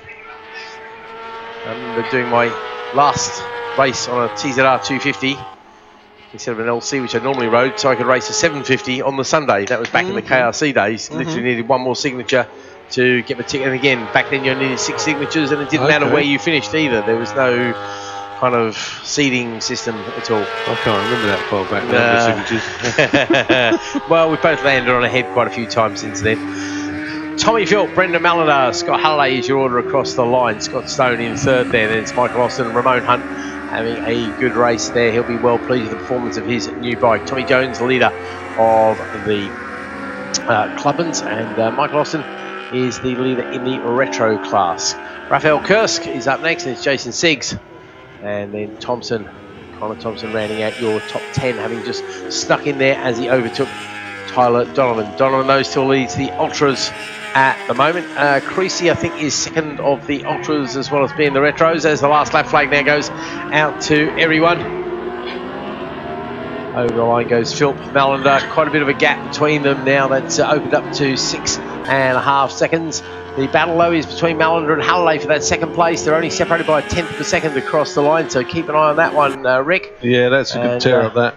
Yeah, and Jones and Hunt not too far apart. In fact, Tommy's gone past Ramon on that particular lap, so that could be another last lap dash for the cash going on there. Woods and Betts are also separated by just half a second as well. A few other scraps down through the field. We're going to keep an eye on the main one as far as we're concerned, though. That battle for second place between Mallender and Halliday. Yeah, that is definitely not over. No, they're going up through Schwantz now up towards McLean's. Yeah, they've just gone through McLean's. They're heading up to Coppice now, and they're glued to each other. There's about a 2-bike gap. Yep, Tommy's and well that is away now with this down one. to a 1-bike gap as we come through Coppice. Okay, it looks like Halliday was a little bit quicker on that particular sector there by about 0.3 of a Yeah, second. that adds up. He's Very gained a lot of rapidly that up indeed. and away into Coppice. There goes Tommy then down into the Melbourne Loop, so he's disappearing off to win the Right, race. here we go, the then. second and third up. There's got to be a lunge here. That's already changed actually, because that's Mallender down there in third place now. That's what it is. That's where the extra speed has come from for Scott. He would have made the place up there. I did wonder how he could go that much quicker and not make it. Is Mallender going to go for the last lap? Squeeze up to Goddard's. Looks like Halliday's got that one well covered though. He covers that very nicely. Will he be compromised on the exit there? It is a slightly better line on the drive there. It's going to be side by side over the line. And it is indeed Mallender who gets the second place there. So good effort from him. Halliday, though, should be happy with the third place there, because that will mean that he can hang on to his lead in the championship. He's got a very healthy lead already, actually, of 60 points. Morgan Creasy is the man who's second in that championship at the moment. Don Gilbert, of course, not racing with us, just doing that one at Brands Hatch. So not a huge field, just 11 people scoring points in the championship so far. Behind those 3 people, it is Scott Stone, then Michael Austin, who leads the Retros across the line. Tommy Jones does hang on for that 7th place and leads the Clubbins. Then Raphael Kursk, Ramon Hunt, Jason Siggs is in 9th place, and it's Connor Thompson in 10th. Tyler Donovan, Morgan Creasy, Clinton Wood, and Betts, Jenkins, Jim Paglia, Rose, Siggy Cerniauskas, Rennie Matusas, Ren Stag Russo, and where's Matt Ren finished? He's 4th this time in the Ultras. So I hope somebody else is sorting out all the points and prizes and who gets what trophies that we've got to give out tonight. Incidentally, for those of you who don't know, the trophy presentation will be by the scrutineering bay on the podium down there, and we'll be doing that.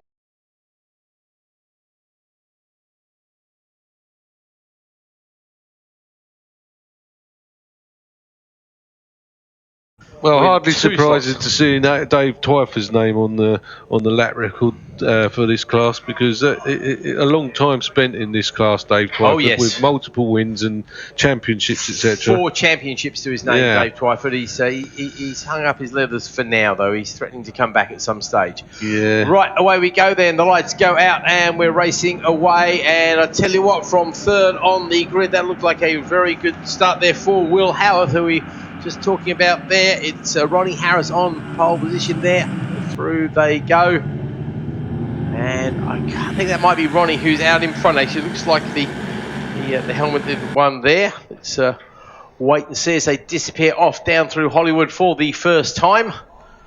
Down through the Craner curves. Listen hard on the radio just in case we get something. As I keep saying, unfortunately, they do disappear out of our sight for quite a while. We've got to wait until they reappear at Schwantz Curve. The problem is when they reappear there, they're a long way from us.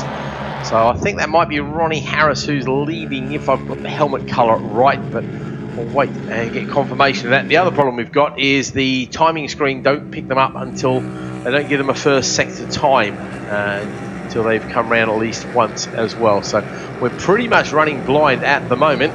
Yeah, you also got me trying to stand in the way of the timing screen. Yeah, mate. well, so there's nothing happening on the timing screen, mate. Standing in the way all you like.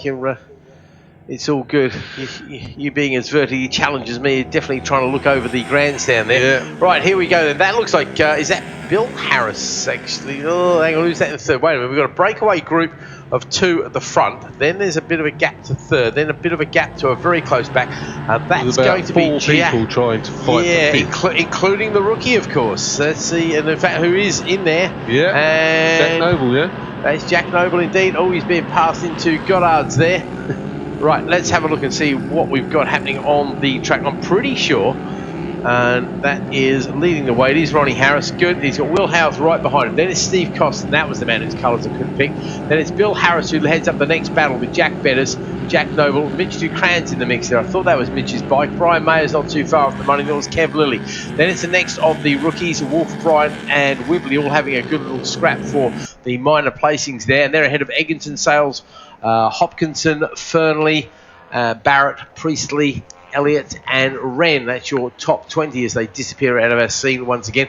But yeah, Howth and Harris. This is the modern equivalent of... We always seem to get a couple of people who really knock lumps out of each other. Right. It's been Twyford and Dowd for the last few years. And we're looking for it to be maybe Harris and Howth. But at the moment, I have to say, Ronnie is doing a brilliant job as he comes over the line at the first sector there. He sets the fastest first sector time. What's the time? 49.1, and that's 4/10 of a second quicker than Howth, who's chasing him. You can see, obviously, the sector times change a little bit as we go down. Ducran there in Mitch is down in 7th place. He's also into the 49s, which is the hot pace at the sharp end. So he's capable of going quicker. So watch out for Mitch. I think maybe he could find some time there. Down into the hairpin we go, to the Melbourne Loop, the Heineken hairpin as we're calling it this weekend. They have spread out surprisingly. I expected that scrap for fourth to go all race. I was hoping it would. I'm totally with you, yeah. We're all on the same page there. Yeah, absolutely. But that scrap seems to be maybe down about 15th place. There's a whole gaggle of bikes arguing about the minor placings there. With all these compared classes, you'll see a scrap always up and down the field. Yep, you've usually got somebody to play with. Steve Costin and Bill Harris, they're the ones having a good little scrap. They're pretty much side by side as they go down in towards Redgate and opening up that gap just a little bit between himself and Jack Betters. Fastest man on the track, though, it is Bill Harris, actually. So he's the man who set the fastest lap so far of 40.638. Now, we were talking about the lap records before there. And, yep, I think we just seen Dave Twyford's disappear there, mate. Can you confirm the time there? What is it? 40.638. 1 minute 40.638, yeah, that's okay. I'm sorry, David. That lap record's gone, mate. If you want to come and get that back. Yeah, we talked you up, mate. You'll have to come out of retirement now. Yeah, absolutely, Retirement's not for everyone. Yeah, exactly. Who needs retirement? Ask Richie Welsh, who's unretired more times than I don't know what. But Bill Harris there, lap record for him. But of course, this is only the second flying lap as well. And brother Ronnie is trying to do the business. We see a PB there for Steve Costin. Not quite the best lap that we've seen there, 49.5. So it's still on the kind of money you need to be at there. But Bill Harris will get bragging rights, though. Of course, his brother's looking good for the gold medal. So I don't know. What do you get more bragging rights for, the lap record or the win? What would you take? I think you can. When the lap record sits in the program, every time you turn up, I think that's got to be good in it because you can just wave it in front of everybody all the time. Yeah, that's me. That is. Yeah, absolutely. I'm totally with you. No, I think a lap record definitely gets you bragging rights. Okay, we've got bragging rights going on for the minor placing. Here comes your leader. That's cover boy Ronnie Harris leading the way from Will Howth. Still a gap opening up just a little bit there. No, it is Bill Harris now moves up to third ahead of Steve Costin, who's dropped a couple of places, unfortunately for him, because it is Mitch Ducran. Also, Jack Bennett's involved in that battle as well. Yeah. Jack Noble a little bit further back, but only by about a second or so. He's starting to have a lonely race, but still very impressive from the rookie in 7th place there. Mayer, Lilly, Bryant, Wibley, Wolf. They're all chopping and changing there. Bryant, Wibley and Wolf. Again, those guys only separated by about half a second, the three of them. Yeah, there's been some serious scrapping for Bill Harris to get to third because his time in that lap was 1.5 seconds slower. So they have been elbows goes out all the way around the circuit to get there. I think he's been making moves to get to third. Well, that's what you got to do. What's the best time in the rookies? What's Jack's time there, mate? Well, Jack Noble's on a 1:42.9 is his best. Okay, so far. 1:42.963. Okay, so he's still got a little bit of work to do if he wants to see his name in the program next time we turn up here.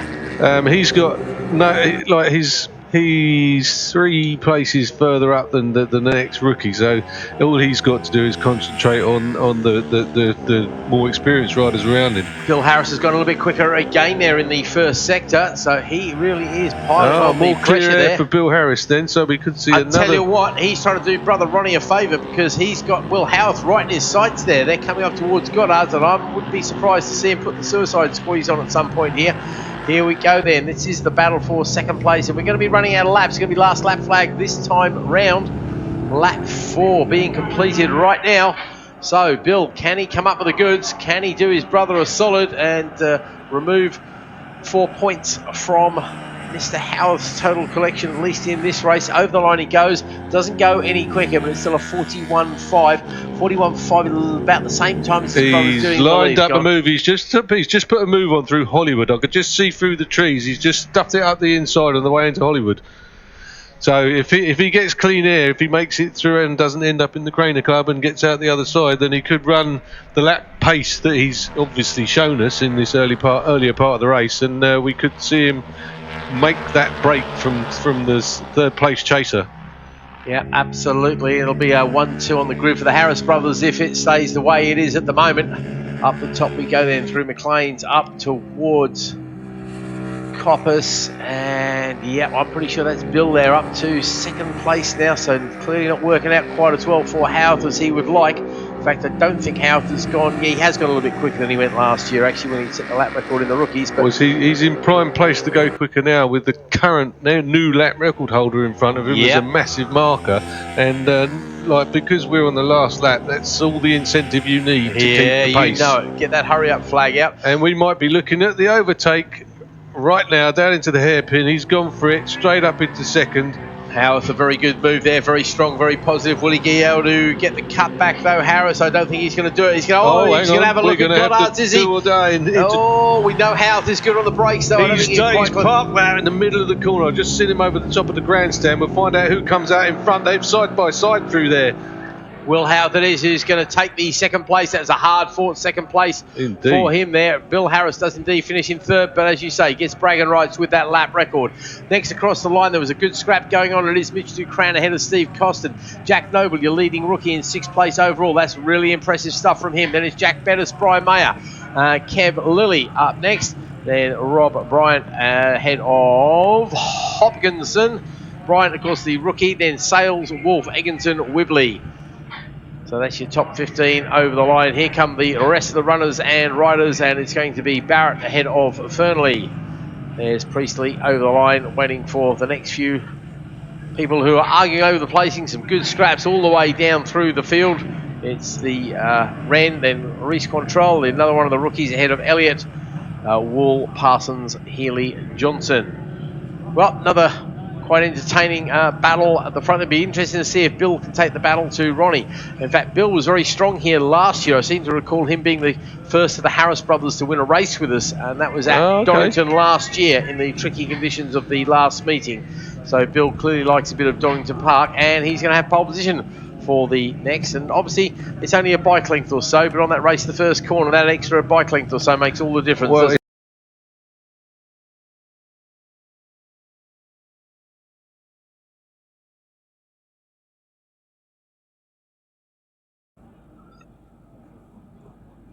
so round they come then. Rookie 600s are going to go away first.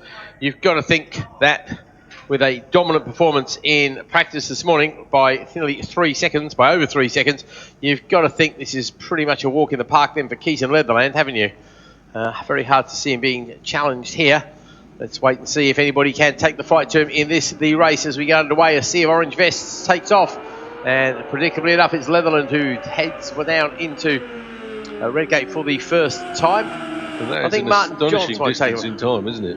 Yeah. Right, get ready on the second. I can see Caroline now Patterson on the grid. She holds the flag up. She says, watch the lights. We are missing somebody. Oh, is that... Poleman. Yeah, Poleman Arnie Carr doesn't seem to be there. Not sure what's happened to him, so I think it's going to be Sam Crone who leads them away. Who's that in second place? Is that Jake Donkersley? Not sure. Hayden Smith, I think, has got the slightly poorer start. Gets down into the first corner. Third place for him, I think. But again, they disappear off round the corner as we pick up the leading 600s who are just making their way up to Coppers already. So fair old gap between the two halves. Obviously, it's a nice long circuit here, so hopefully we won't see one race interrupting another race too much at all. Which always tricky with that a mixed grid, isn't it? It is, because obviously the fastest, and one of the guys at the front of the rookies is very fast already, as he's proven in qualifying. The faster guys tend to catch the slower of the guys in the other classes, bolstered by the 30 seconds or whatever between the two starts. Yep. Well, Leatherland it is. I'm sure that's Leatherland. Can't quite pick up the colours because obviously the orange vest disguised a lot as well. But I'm pretty sure it's going to be him out in front. I'm going to be interested to see the gap first to last already. I can't believe the gap he's opened up. He's coming out of Goddard's as the last of the runners and riders, just rounding the Melbourne loop there. And it was him. And he has 3 seconds over everybody straight away. Well, that's how much quicker he was in qualifying, so you kind of expect that. Yeah. You think somebody with a surname like Roche should be quicker than that, though, wouldn't you, really? Well, Raymond. Good old Raymond, yep. For you studiers of history. Yeah, I'll be interested to see where, who is it? Hayden Smith on the TZ, Kieran Pierce TZ, where he comes through in a minute, because he got the standard TZ start, which was kind of let's go backwards compared to it. Oh, there he goes. So he's in third place over the line. That's not too bad. Not and bad. It's the Crone from Donkersley, Smith and Fell.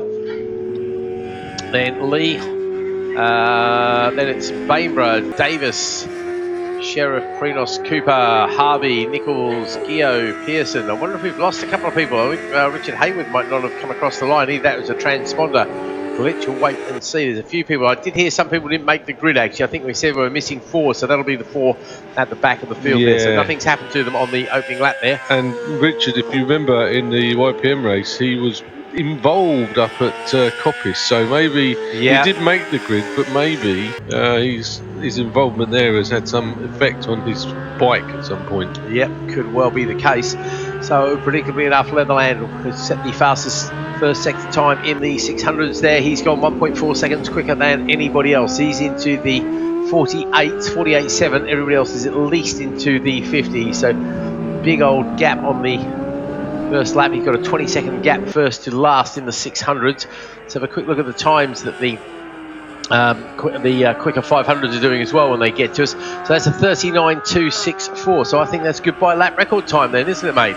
Just the middle there. Steve Draper. No, there it is. Steve Draper. 39.4. Yep. So there we go. Well done. First flying lap for him, and he's already set the lap record. That's impressive stuff, isn't it, mate? Yeah. Another. I think is that number 4 or number 5 lap record that's gone today? That's at least the 4th one. I didn't take any notes with the retros and clubmans. I need to, that's what because I need to look at it on paper, to be perfectly honest, because as you appreciate, it gets a little bit confusing just looking at the screen, let alone trying to break down the times. Exactly. So that's one of our last remaining lap records from 12 years ago going. So the only other one we need to see the back of now is the Clubman 600 lap record. Okay. That is the only one that has now stood for any length of time, and that again was James Puttrell. 36.6 though. 14, 36.6. So 36.6. To put that into perspective, the let's have a quick look. The MRO 600 race is a 34.394. So it's a pretty decent time, but it's certainly beatable, isn't it? Yeah. So we'll wait and see if anybody can come up with the goodies there. The 500's over the line, and it is indeed Sean Crone leading. Jake Donkersley, then Hayden Smith in third, then Fell, Lee, Davis, Prenos, Bainborough, Sheriff, Cooper, Harvey, Nichols, Gio, Wolf, Buckham, Fox, Pearson and Goff. So a little bit of chatter on the radio there. I don't know if we've lost somebody around the circuit there. Let's see if somebody doesn't make it across the line, but no, it still seems to be over 30 bikes running as the leaders come over the line once again. It's another fastest second sector. There is a fastest lap out there somewhere because Leatherland goes a little bit slower this time. In fact, quite a bit slower, really, 8/10 or so of a second. Yeah. So in relative terms, but he lost all in the first sector because he's gone purple in sector 2 there. Does almost sub 51 to 50.3, and again, everybody else in the second sector there in the 52s and high 52s at that. It shows the sort of pace that he's got. I don't think he's mixing it with any of the 500s just yet. Be interesting to see if any of the 500s start catching some of the slower 600s there as well. I think, yeah, already. There we go. If we look, Brown there being passed by a few now. Is he actually, maybe he's dropped out, to be fair, because he's dropping down the order. No, there he goes across the line. So yeah, the first of the 600s already fell victim to the faster 500s as the top 3 have gone past. And in fact, Crone to the next last running 600, Vale, he's only 3 seconds back. So I think that's going to disappear because he is running around about 8 seconds quicker than the man in front of him. So it shows the pace of these some of these slower bikes, in theory at least, because I think Crone's on a 400, as is Donkersley, Smith on the TZ 250, of course. So yeah, definitely makes for an interesting mix of bikes. Out the back end, Roche sets a personal best first sector time, still doesn't manage to crack the magic 50-second bracket though. You've got to be into the 49s if you want to be a competitor there. In fact, 48s is the best time we've seen from Leatherland, who looks like he's hit the cruise control already. Comes across the line with a 46.491, so he really is going quite a lot slow. I wonder if he's got some sort of a problem there, Rick, because that's a big difference in times. The leader, Leatherland, he's gone 7 seconds slower than his best lap in that particular lap. He must have outbraked himself somewhere, surely. He had a problem somewhere. Check for gravel on the tyres, that's what I'm saying. Yeah, I think you could be right, mate. Might have taken a bit of a naughty shortcut somewhere. An unfortunate shortcut.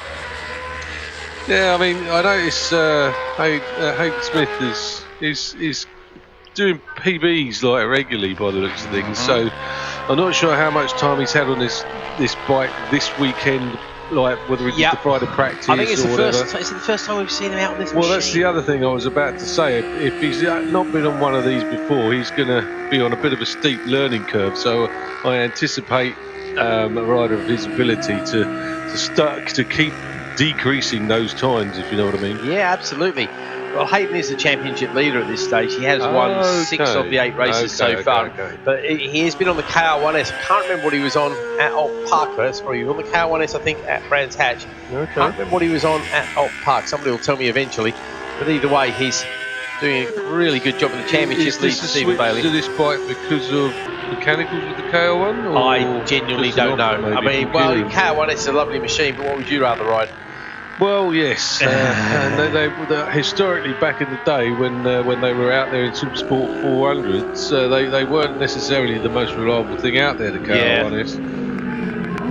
But is that because they were tended to be very, very overly tuned, though, didn't they? Well, they were a bit like the RGV. They were tuned, and the power valves did like to leave the power valve holding area and come and join the piston quite regularly. Okay, fair enough. Was that before or after your old friend Mr. Stevens had worked on them? I could possibly comment on that. Right, out in front then. Leatherland with the lap record comes across the line this time with a 42, so he's regained his mojo just a little bit there. And there we go, checker flag already. And Leatherland from Roche, from Johns, Waters, Morris, Wright, Hargreaves in the 600s there. And a lap record, as you mentioned before, on the second lap as well. Just as well he didn't leave it too long because he's been going quite a bit slow in the lap record for the rest of it, but he does get the 25 points, the gold medal and the lap record, so that's definitely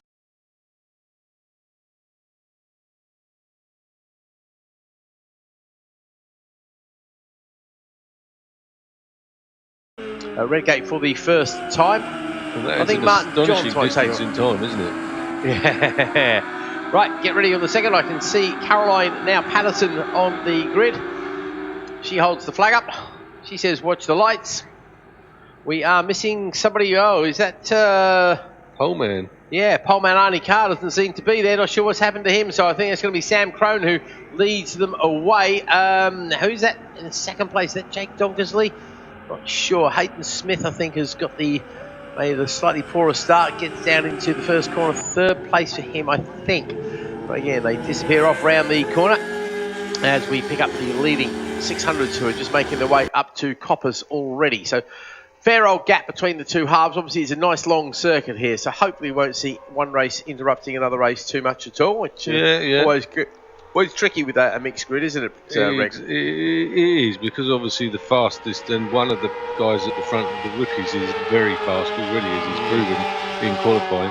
The faster guys tend to catch the slower of the guys in the other class, bolstered by the 30 seconds or whatever between the two starts. Yep. Well, Leatherland it is. I'm sure that's Leatherland. Can't quite pick him up the colours because obviously the orange vest disguised a lot as well. But I'm pretty sure it's going to be him out in front. I'm going to be interested to see the gap first to last already. I can't believe the gap he's opened up. He's coming out of Goddard's as the last of the runners and riders, just rounding the Melbourne loop there. And it was him. And he has 3 seconds over everybody straight away. Well, that's how much quicker he was in qualifying, so you kind of expect that. Yeah. You think somebody with a surname like Roche should be quicker than that, though, wouldn't you, really? Well, Raymond. Good old Raymond, yep. For you studiers of history. Yeah, I'll be interested to see where, who is it? Hayden Smith on the TZ, Kieran TZ, where he comes through in a minute, because he got the standard TZ start, which is kind of let's go backwards compared to it. Oh, there he goes. So he's in third place over the line. That's not too bad. It is the Crone from Donkersley, Smith and Fell. Then Lee. Then it's Bainborough, Davis, Sheriff, Prinos, Cooper, Harvey, Nichols, Gio, Pearson. I wonder if we've lost a couple of people. I think Richard Hayward might not have come across the line. Either that was a transponder glitch. We'll wait and see. There's a few people. I did hear some people didn't make the grid, actually. I think we said we were missing 4, so that'll be the 4 at the back of the field there. So nothing's happened to them on the opening lap there. And Richard, if you remember in the YPM race, he was involved up at Coppice, so maybe he did make the grid, but maybe his involvement there has had some effect on his bike at some point. Yep, could well be the case. So predictably enough, Leatherland will set the fastest first sector time in the 600s there. He's gone 1.4 seconds quicker than anybody else. He's into the 48.7. Everybody else is at least into the 50. So big old gap on the first lap. He's got a 20-second gap first to last in the 600s. Let's have a quick look at the times that the quicker 500s are doing as well when they get to us. So that's a 39.264. So I think that's goodbye lap record time then, isn't it, mate? Just in the middle there. Steve Draper. No, there it is. Steve Draper. 39.4. Yep. So there we go. Well done.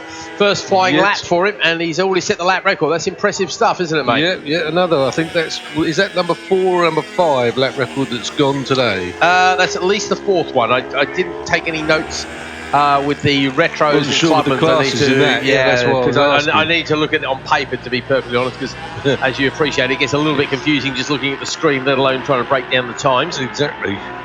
So that's one of our last remaining lap records from 12 years ago going. So the only other one we need to see the back of now is the Clubman 600 lap record. Okay. That is the only one that has now stood for any length of time. And that again was James Puttrell. 36.6 though. 14, 36.6. So 36.6. To put that into perspective, the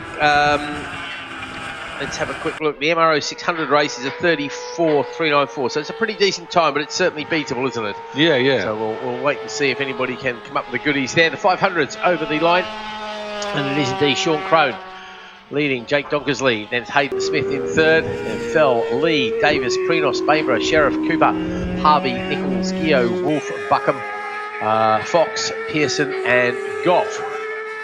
So a little bit of chatter on the radio there. I don't know if we've lost somebody around the circuit there. Let's see if somebody doesn't make it across the line, but no, it still seems to be over 30 bikes running as the leaders come over the line once again. It's another fastest second sector. There is a fastest lap out there somewhere, because Leatherland goes a little bit slower this time. In fact, quite a bit slower, really, 8/10 or so of a second. Yeah. So in relative terms, but he lost it all in the first sector because he's gone purple in sector 2 there.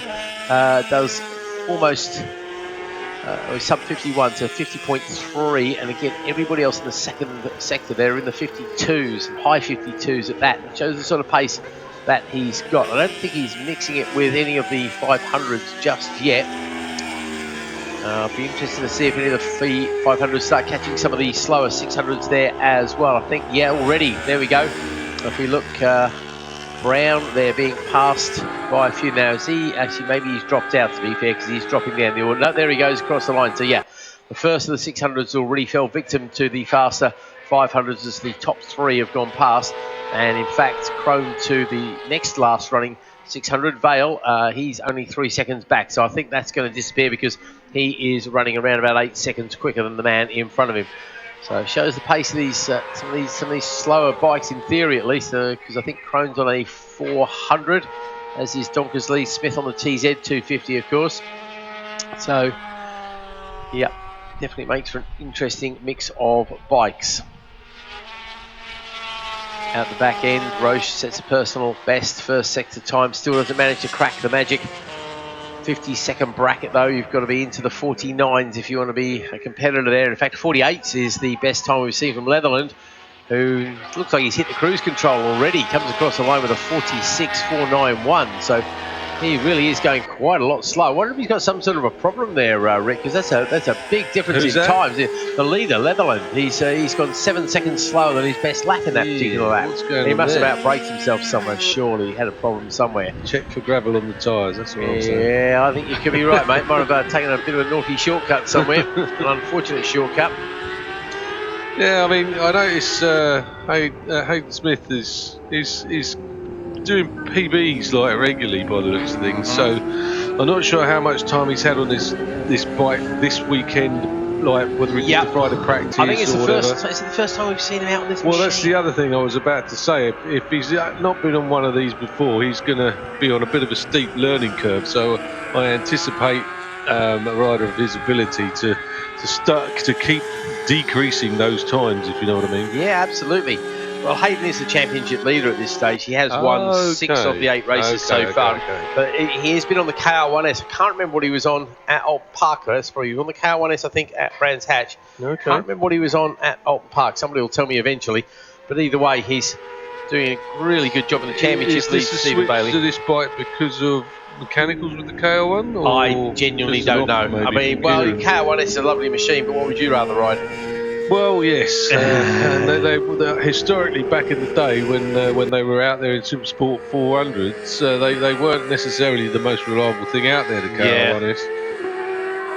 But is that because they were tended to be very, very overly tuned, though, didn't they?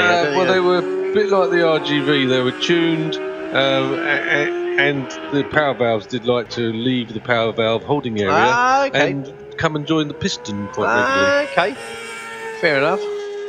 Was that before or after your old friend Mr. Stevens had worked on them? I could possibly comment on that. Right, out in front then. Leatherland with the lap record comes across the line, this time with a 42, so he's regained his mojo just a little bit there. And there we go, checker flag already. And Leatherland from Roche, from Johns, Waters, Morris, Wright, Hargreaves in the 600s there. And a lap record, as we mentioned before, on the second lap as well. Just as well he didn't leave it too long, because he's been going quite a bit slow in the lap record for the rest of it, but he does get the 25 points, the gold medal and the lap record, so that's definitely a good day at the office him. Sean Crone continues his winning ways in the Open 500 class, and Sean is in the 4-stroke division, so fair play to him for extracting that a little bit more there. Then we've got Jake Donkersley in second place.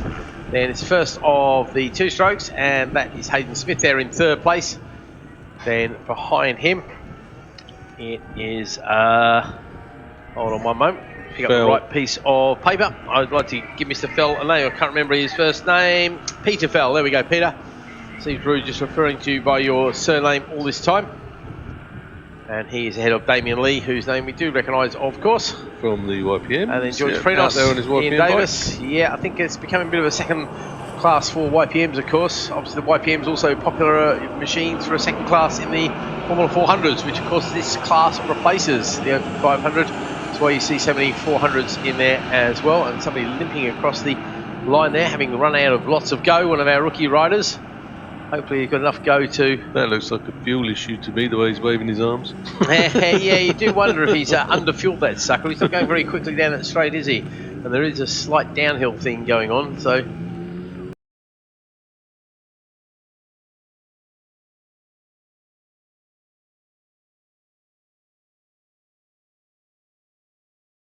we're missing somebody from row 1, 2, 3, 4, 5, row 6. Is that somebody joining us now? Head of row 6. Looks like Kai Dickinson's trying to get a jump on everybody. His front wheel right on the white line of his good well, spot. that's the way to do it. James Lord might be missing. We'll worry about that in a moment as we get underway. And looks like AJ's got the whole shot there. I have to say, I think you're right. Those white leathers look like they're going to go into the lead any moment now. And into red gate we go. Yep, AJ might have been third in qualifying, but as He's we all know, already. This race day is payday, isn't it? You don't get any extra points for qualifying, that's for sure. And be on the front row is obviously a good place to start. Disappears off to red gate. And it'll be interesting to see if we see another lap record go. I'm expecting, I won't lie, I'm expecting the Clubman lap record to be at least tickled here. So we're looking for something better than 36. So James May, 37.9. So not really close to enough to the lap record you would have thought. No, Sam and the MRO 35. lap records are 2 seconds quicker than what they were doing in qualifying as well. So let's just see. We'll wait and see. I think it was a very good time last year from a rider of whom I know not very much at all, but obviously he's rather quick. It's Dale Thomas. He was on the Triumph last year, and not one of our regular runners or riders, but clearly a very competent peddler of motorcycles. As we come down into the hairpin for the first time, and that is Team Valley 91 Sam Hurst in second, because it's AJ out in front. AJ rounding the Melbourne Loop for the first time. And this is the 10-lap race. Oh, big problem there for somebody there, having a big wobble. Somebody's just lost a whole lot of time. Somebody was about 4th or 5th place there, I think. Looks like they've got going again, but somebody went tumbling down the order there. Wait and see who's lost out badly on the opening lap as they come across the line and trip the timing beam for the first of 10 times. And it's AJ with a 1.2 second gap.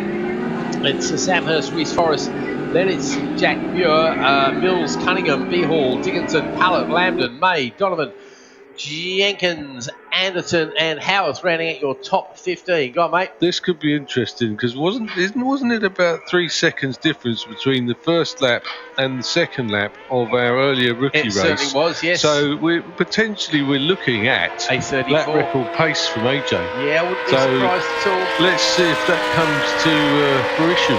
AJ Double Milano winner, of course. One of the very few people who can say his name has appeared twice on that famous trophy. All right, don't rub it in. No, I see the last person was actually a friend of yours, of course. And Yeah. Paul Hogan. Yeah. Last man Bless to, Paul. Yep. Lovely man he was. It's easy to say that about people when they pass, but Even though he won a Ducati and I didn't. the year after you didn't win a Ducati. Exactly. So AJ with the quickest first sector time, predictably enough, into the 46.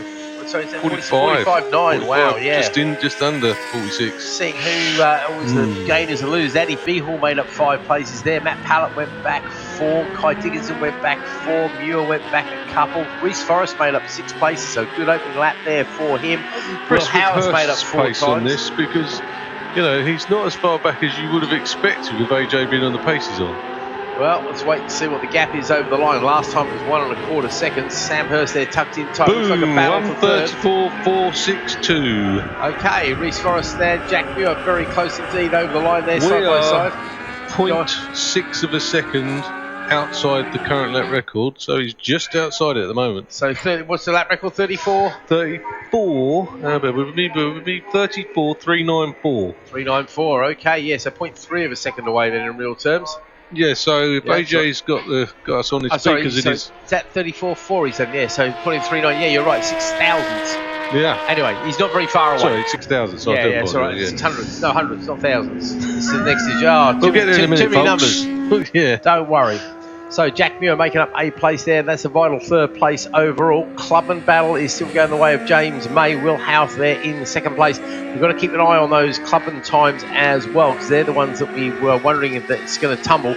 We've got a 38.3 there from May, so we need a 36, don't we? Yeah, to be on that pace. 36.64 in the Clubman. 38.9 for Houth. They're the top two in the Clubmans at this stage. As AJ comes down to the hairpin once again, starting to open up the gap for himself and Sandhurst just a little bit. Jack Muir trying to take the chase away from Reese Forrest there. Behind those four, then it's Cunningham and Beehall quite close. Addy Beehall having a particularly good race at the moment. I don't think we've seen him on a podium yet. Well, he's just gone to 5th, I believe. Look, we've got a jump start penalty there. Ooh. That's number 56. 56 is Michael Mills, unfortunately, with the penalty, and that relegates him down to 16th place. So poor old Michael there, who's going to flash up on the screen briefly and then go tumbling down. Yeah, he's in 6th place, but unfortunately that penalty, because they're all quite close at the moment, sees him down the order, and he's outside the top 10. In fact, he's outside of the points just. So Houth over the line there with a 39, so no improvement there from him. May over the line with a 38.5, no great improvement from him. Johnson into the 34s once again, but not quite that magic 34.3 that he needs to add to his already very impressive lap record. Tell you which, AJ's lap records, mate, the most impressive one to me are the ones he's done on the TZR 250. Oh, okay. The lap time that he did at Cadwell Park would have put him 6th on the Powerbike grid that year. That's a joke. And I think at the Brands Hatch Indy, he's done. It's a 51, isn't it? It's a 51. I mean, yeah, 51. 51 on a 40-year-old bike. I was going to say, as you well know, there's track day heroes who dream of getting under a minute there. Yep. And on the nice Jix 1000. Yeah, and AJ, you can have those at breakfast quite happily. So AJ Sandhurst, I think quite he a bit of just eats talent for breakfast. That's what I think. Yeah, absolutely. Feast on the stuff, I reckon. So Michael Mills, unfortunately, running very strongly at the moment, but that penalty, I didn't quite see him jump myself, but we do keep a very close eye on these things. If you're out of position at the start, I'll tell you what, race. 4th, 5th and 6th of this race, they're having a right tear up. Yep. They really are. Here we go. There's a challenge there as well. I'm not quite sure who that was on who. It might have been Beale on Cunningham. Let's wait and see when they come out of the corner. It looks like he's made it stick. Yeah. There goes Forrest. It was, it might have been Mills, actually. Well, there was an overtake. I couldn't see who. Did you say there was one just down here? Yeah, just at the Goddards there as well. Yeah, there was so one Cunningham, 4th down there. Okay, that'll be Cunningham on Forrest then. So I think that might have been Mills trying to make up a place, but of course, unfortunately, with that penalty, he drops down the order down to 13th place. Well, so not quite working out for him. AJ 34 seconds again. And you see this with good races. The top rider just banging more or less the same lap time every single lap within a few tenths. I mean, Marquez is obviously the absolute master at doing that. I mean, within tenths of a second. Is that Marquez? Oh, yeah.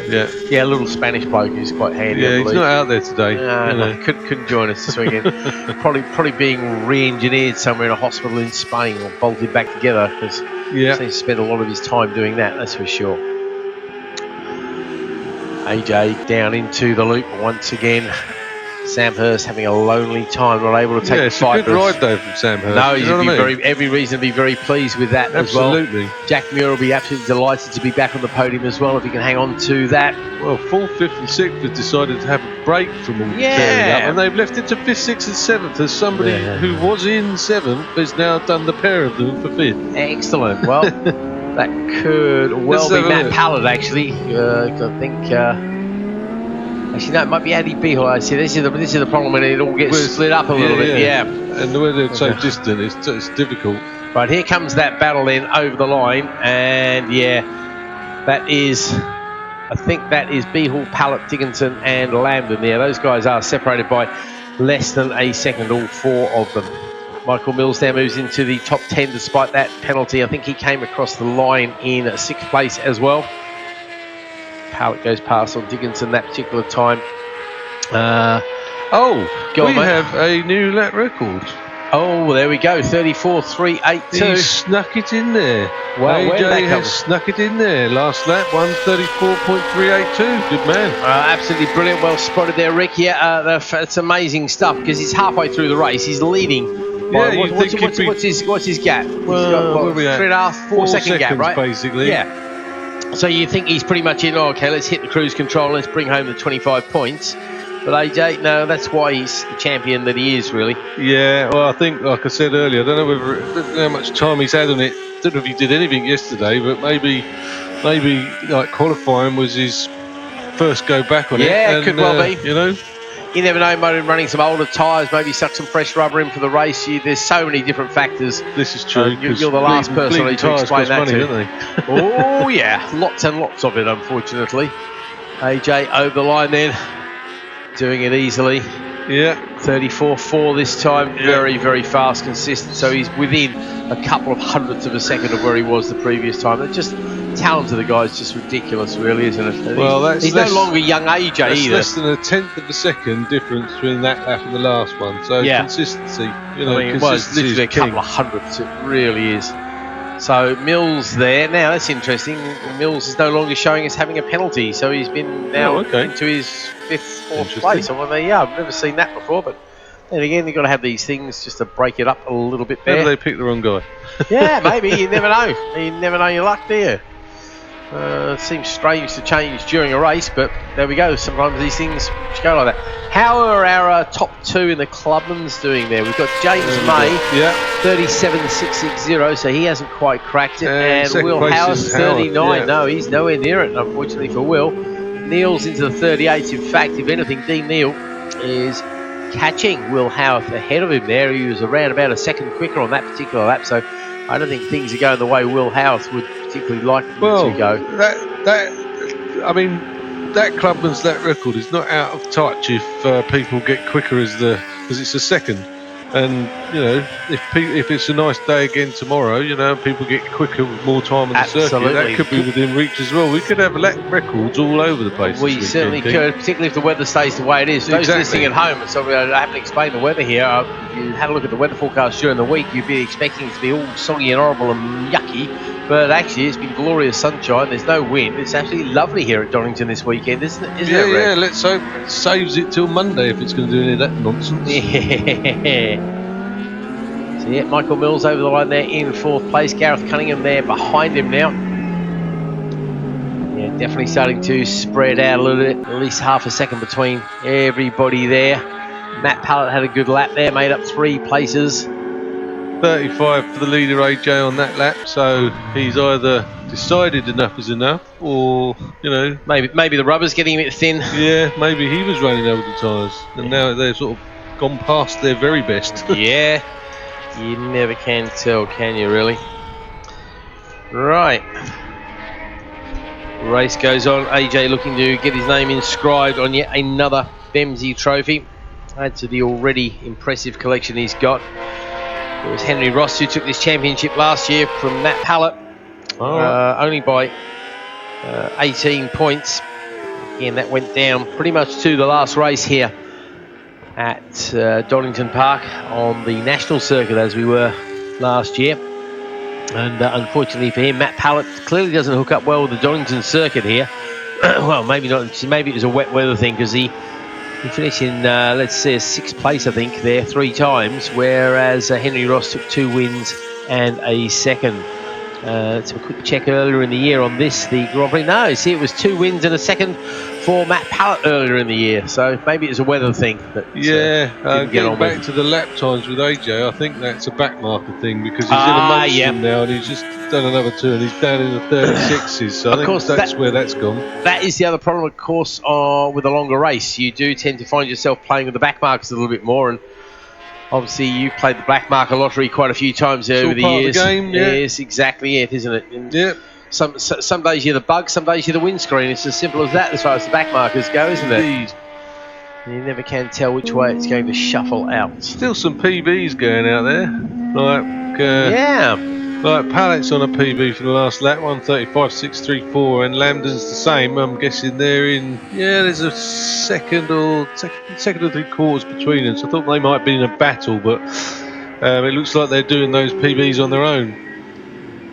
Yeah, absolutely. A 2.5 seconds between them. You're right. They're just trying to find the speed there. And trying to keep it all going. Not a good lap there for Reece Forrest. He must have had an outbreak manoeuvre or something like that. He's lost 2 places on that particular lap, and he's dropped a couple of seconds behind Kai Dickinson as well. So unfortunately for him, drops him down just a little bit. Still inside the top 10 though.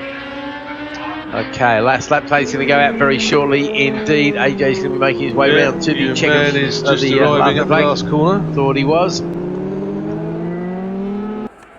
Yep, another back marker there, so that's again going to hamper his progress, because if you're catching a back marker around here in 10 laps, you've got to think the back marker is reasonably slow, to be fair. If you get them in the middle of a corner, you're easily going to see a second disappear, aren't you? Yeah, there was nearly an example of that there at Redgate, but he's just got the timing just right there so he could do it through Hollywood.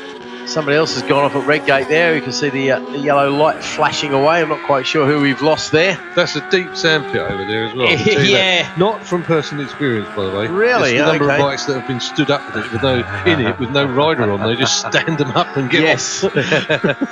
Abandon the bike and away you go. Yep. Let's see if we can see who that is. Unfortunately, somebody's going to drop down the order very shortly. Nobody. It's going to be a little while actually, because if they've gone off at the first corner, obviously, then it's going to be a little bit time to get around there. Yeah. People still pushing on there. Jake Anderton with a PB as far as the lap times go. Last time round, finds his way into the mid 37, so he'll be happy with that. AJ trips the timing beam over the back for the last time now. Sam Hurst, Jack Muir going there with him. Michael Mills, Gareth Cunningham, Matt Pallett, Joey Lambden, Kai Dickinson, Andy B. Hall. I heard the number 112, Jake Donkersley. Unfortunately, I think that might be Jake that we've lost there. He's lost a lot of places. Yeah, he's dropping down the order on the screens here. Is that Andrews as well? Looks like he's gone walkabouts too on the number 50 machine. So maybe we've lost a couple of bikes there, unfortunately, on that lap. Checker flag then goes out to AJ, who claims yet another win, add to his already impressive tally of medals. And I think more importantly, we go back to this: what would you prefer, the win or the lap record? Well, if you can have both, you're going to take them, aren't you? Yeah, why not be greedy? Yeah, absolutely. Why not? Why not fill your boots? Well done, AJ. Very well deserved. Indeed. Another excellent ride from the South London guy kind of thing. Ashford. Is he Kent? No, he's Kent. Is he? He's down that part of the world anyway.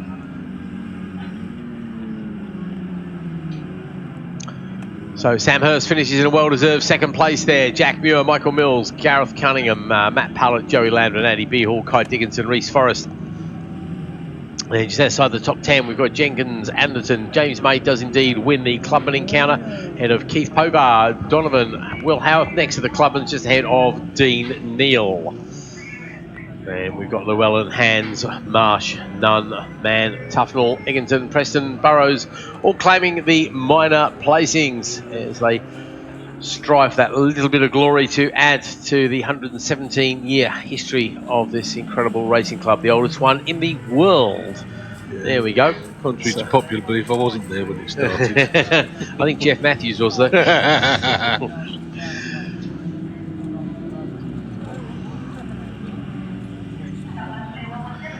Okay.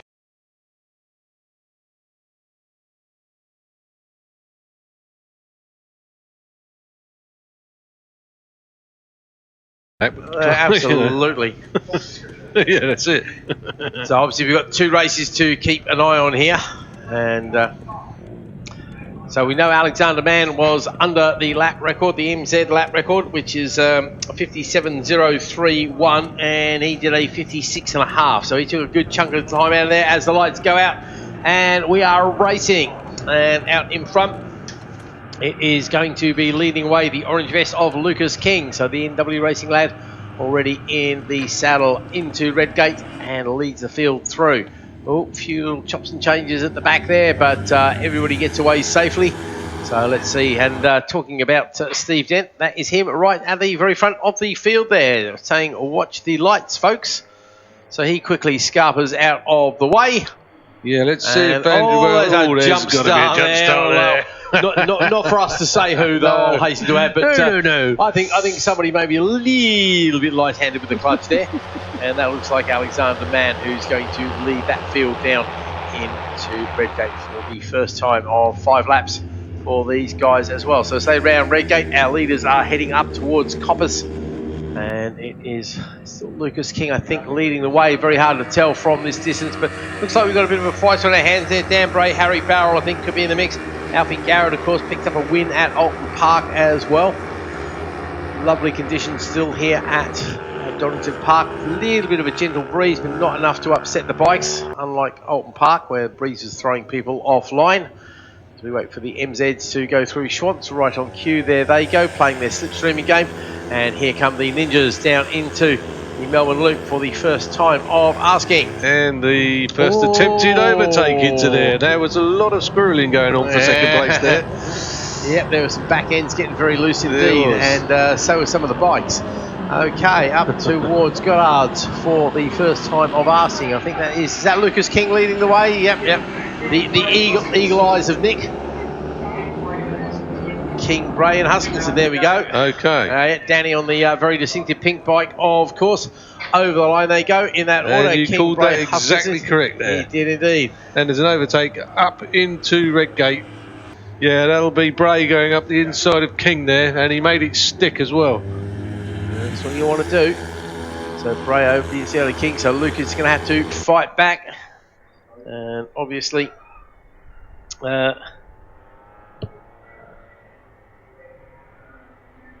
Oh, there's a nice tussle with the MZs yeah. as well, because Andrew Rouse has hit the front, and the second place, who was the pole man, which that'll be Alexander Mann then. He would just try to get up the inside and failed, because the door got shut nicely. Dan Bray, of course, is a senior, so Lucas will know that, and he knows he doesn't have to beat him. Obviously, you want to beat whoever's on the racetrack with you. But there is an overtake again into Redgate, this time for the MZ class for the lead.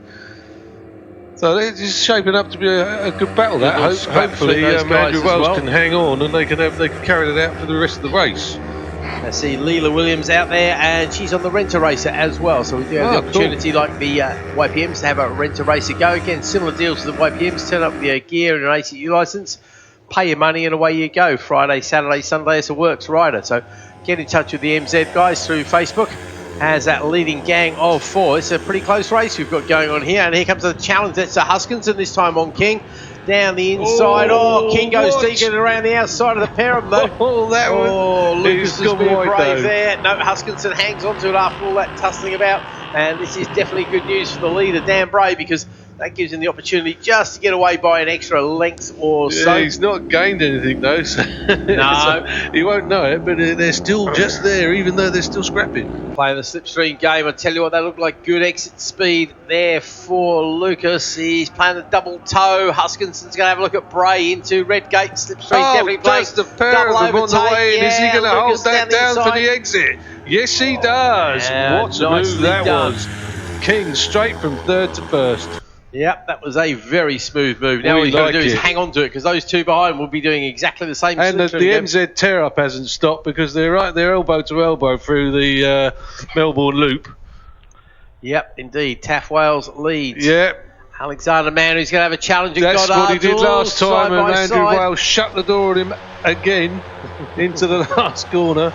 Only 7 points separating these two in the championship. Bit of motocross action there. From wide. Alexander Mann's now got to bring on that lap record. I tell you what, he's shaking, because he's just lost at least a second. Shaking his head there on the exit. What is the best lap time by an MZ at the moment, mate? I haven't got to that bit yet. I was just going to do that. Okay, you're going to watch him there through Goddard's. Don't racing.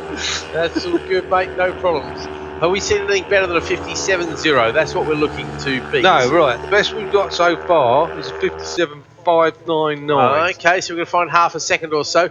Well, fastest lap in the Ninja Seniors there is Huskinson, and what's he circulating in, please? 150.867. 50.867. So he's not a million miles away from it, but unfortunately he needs to take a 7/10 of a second off. We need to be sub 150. It's 49s for the juniors there. And the way these guys are scrapping, I don't see any lap records, because they're just too busy tripping each other up, as Lucas King still holds on to that lead as they make their way up to Goddard's once again. Dan Bray tries to get a little bit close. Looks like Alfie Garrett is playing the waiting game there.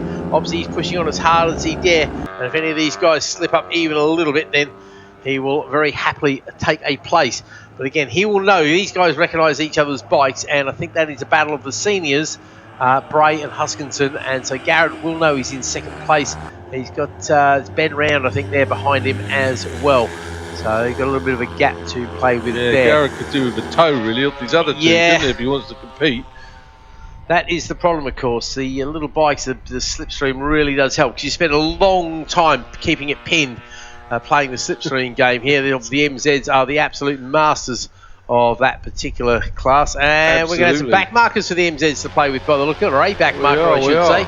Not plural, rather singular. This is the first time Alex Mann has led into the last corner. I'm going to say, where did he find that time? Because he came across the line earlier and he's lost a load of time, hasn't he? He's made the time up, overtaken. Let's see if he hits that lap record.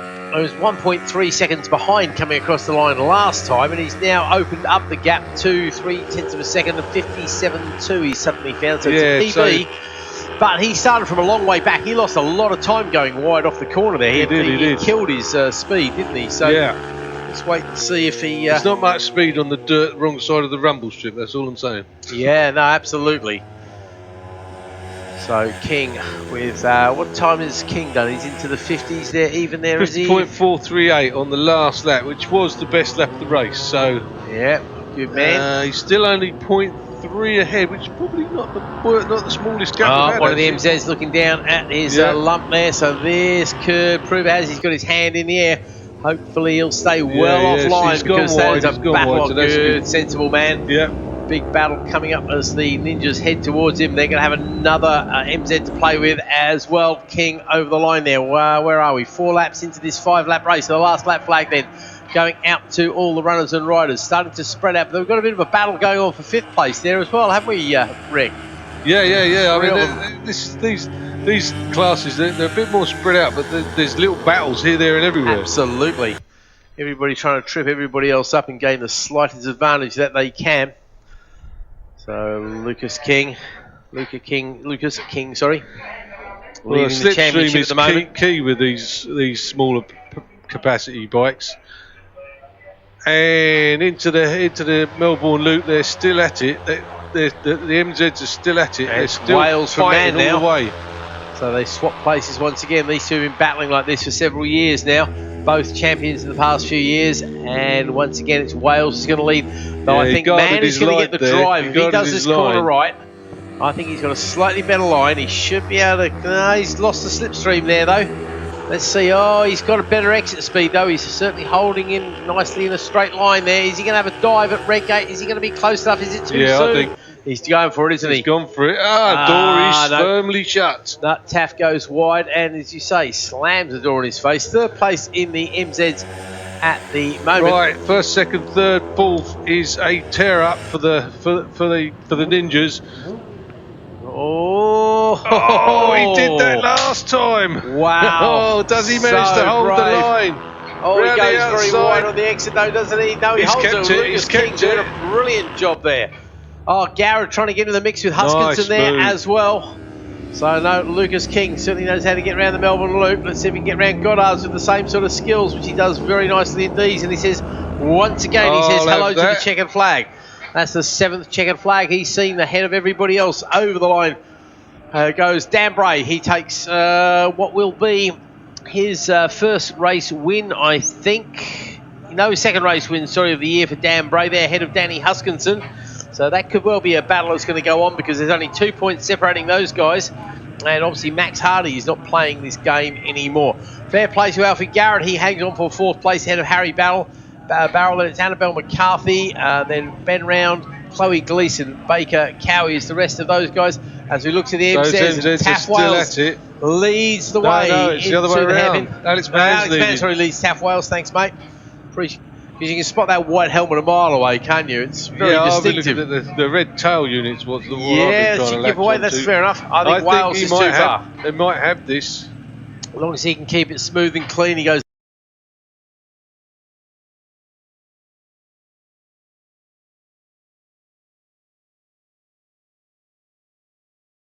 The saddle into Redgate and leads the field through. Oh, a few little chops and changes at the back there, but everybody gets away safely. So let's see. And talking about Steve Dent, that is him right at the very front of the field there, saying, watch the lights, folks. So he quickly scarpers out of the way. Yeah, let's see if And, Andrew. there's a there's jump got to be a start jump start there. not for us to say who, though. I'll hasten to add, but No. I think somebody may be a little bit light-handed with the clutch there, and that looks like Alexander Mann, who's going to lead that field down into Redgate for the first time of 5 laps for these guys as well. So stay round Redgate. Our leaders are heading up towards Coppice, and it is still Lucas King, I think, leading the way. Very hard to tell from this distance, but looks like we've got a bit of a fight on our hands there. Dan Bray, Harry Barrell, I think, could be in the mix. Alfie Garrett, of course, picked up a win at Alton Park as well.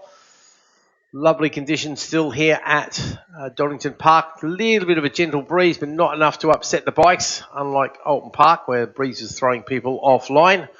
As we wait for the MZs to go through Schwantz, right on cue, there they go, playing their slipstreaming game. And here come the Ninjas down into the Melbourne Loop for the first time of asking. And the first attempted overtake into there. There was a lot of squirreling going on for second place there. Yep, there were some back ends getting very loose indeed, and so were some of the bikes. Okay, up towards Goddard's for the first time of asking. I think is that Lucas King leading the way? Yep. The eagle eyes of Nick.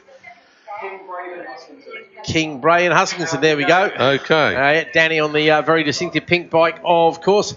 Over the line they go in that order. And you King, called Bray, that exactly correct there. He did indeed. And there's an overtake up into Redgate. Yeah, that'll be Bray going up the inside of King there, and he made it stick as well. That's what you want to do. So Bray over the inside of King, so Lucas is going to have to fight back. And obviously...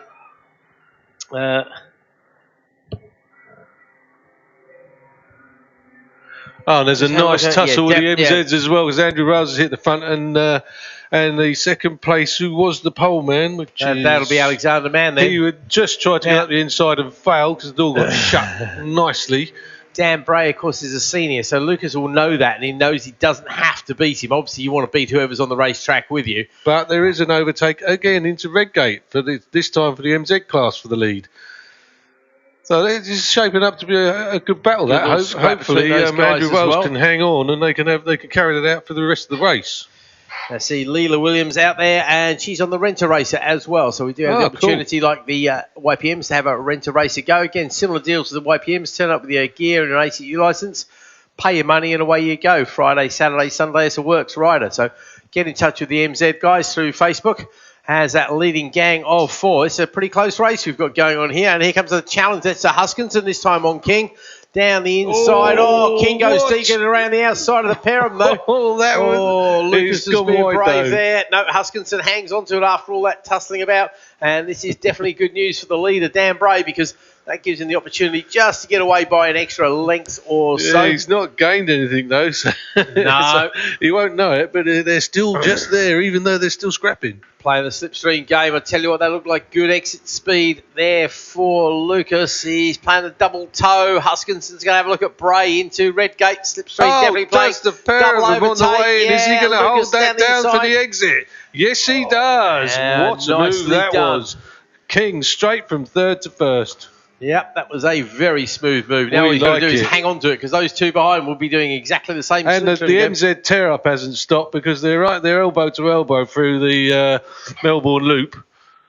Yep, indeed. Taff Wales leads. Yep. Alexander Mann, who's going to have a challenge. That's what he did last time, and Andrew Wales shut the door on him again into the last corner.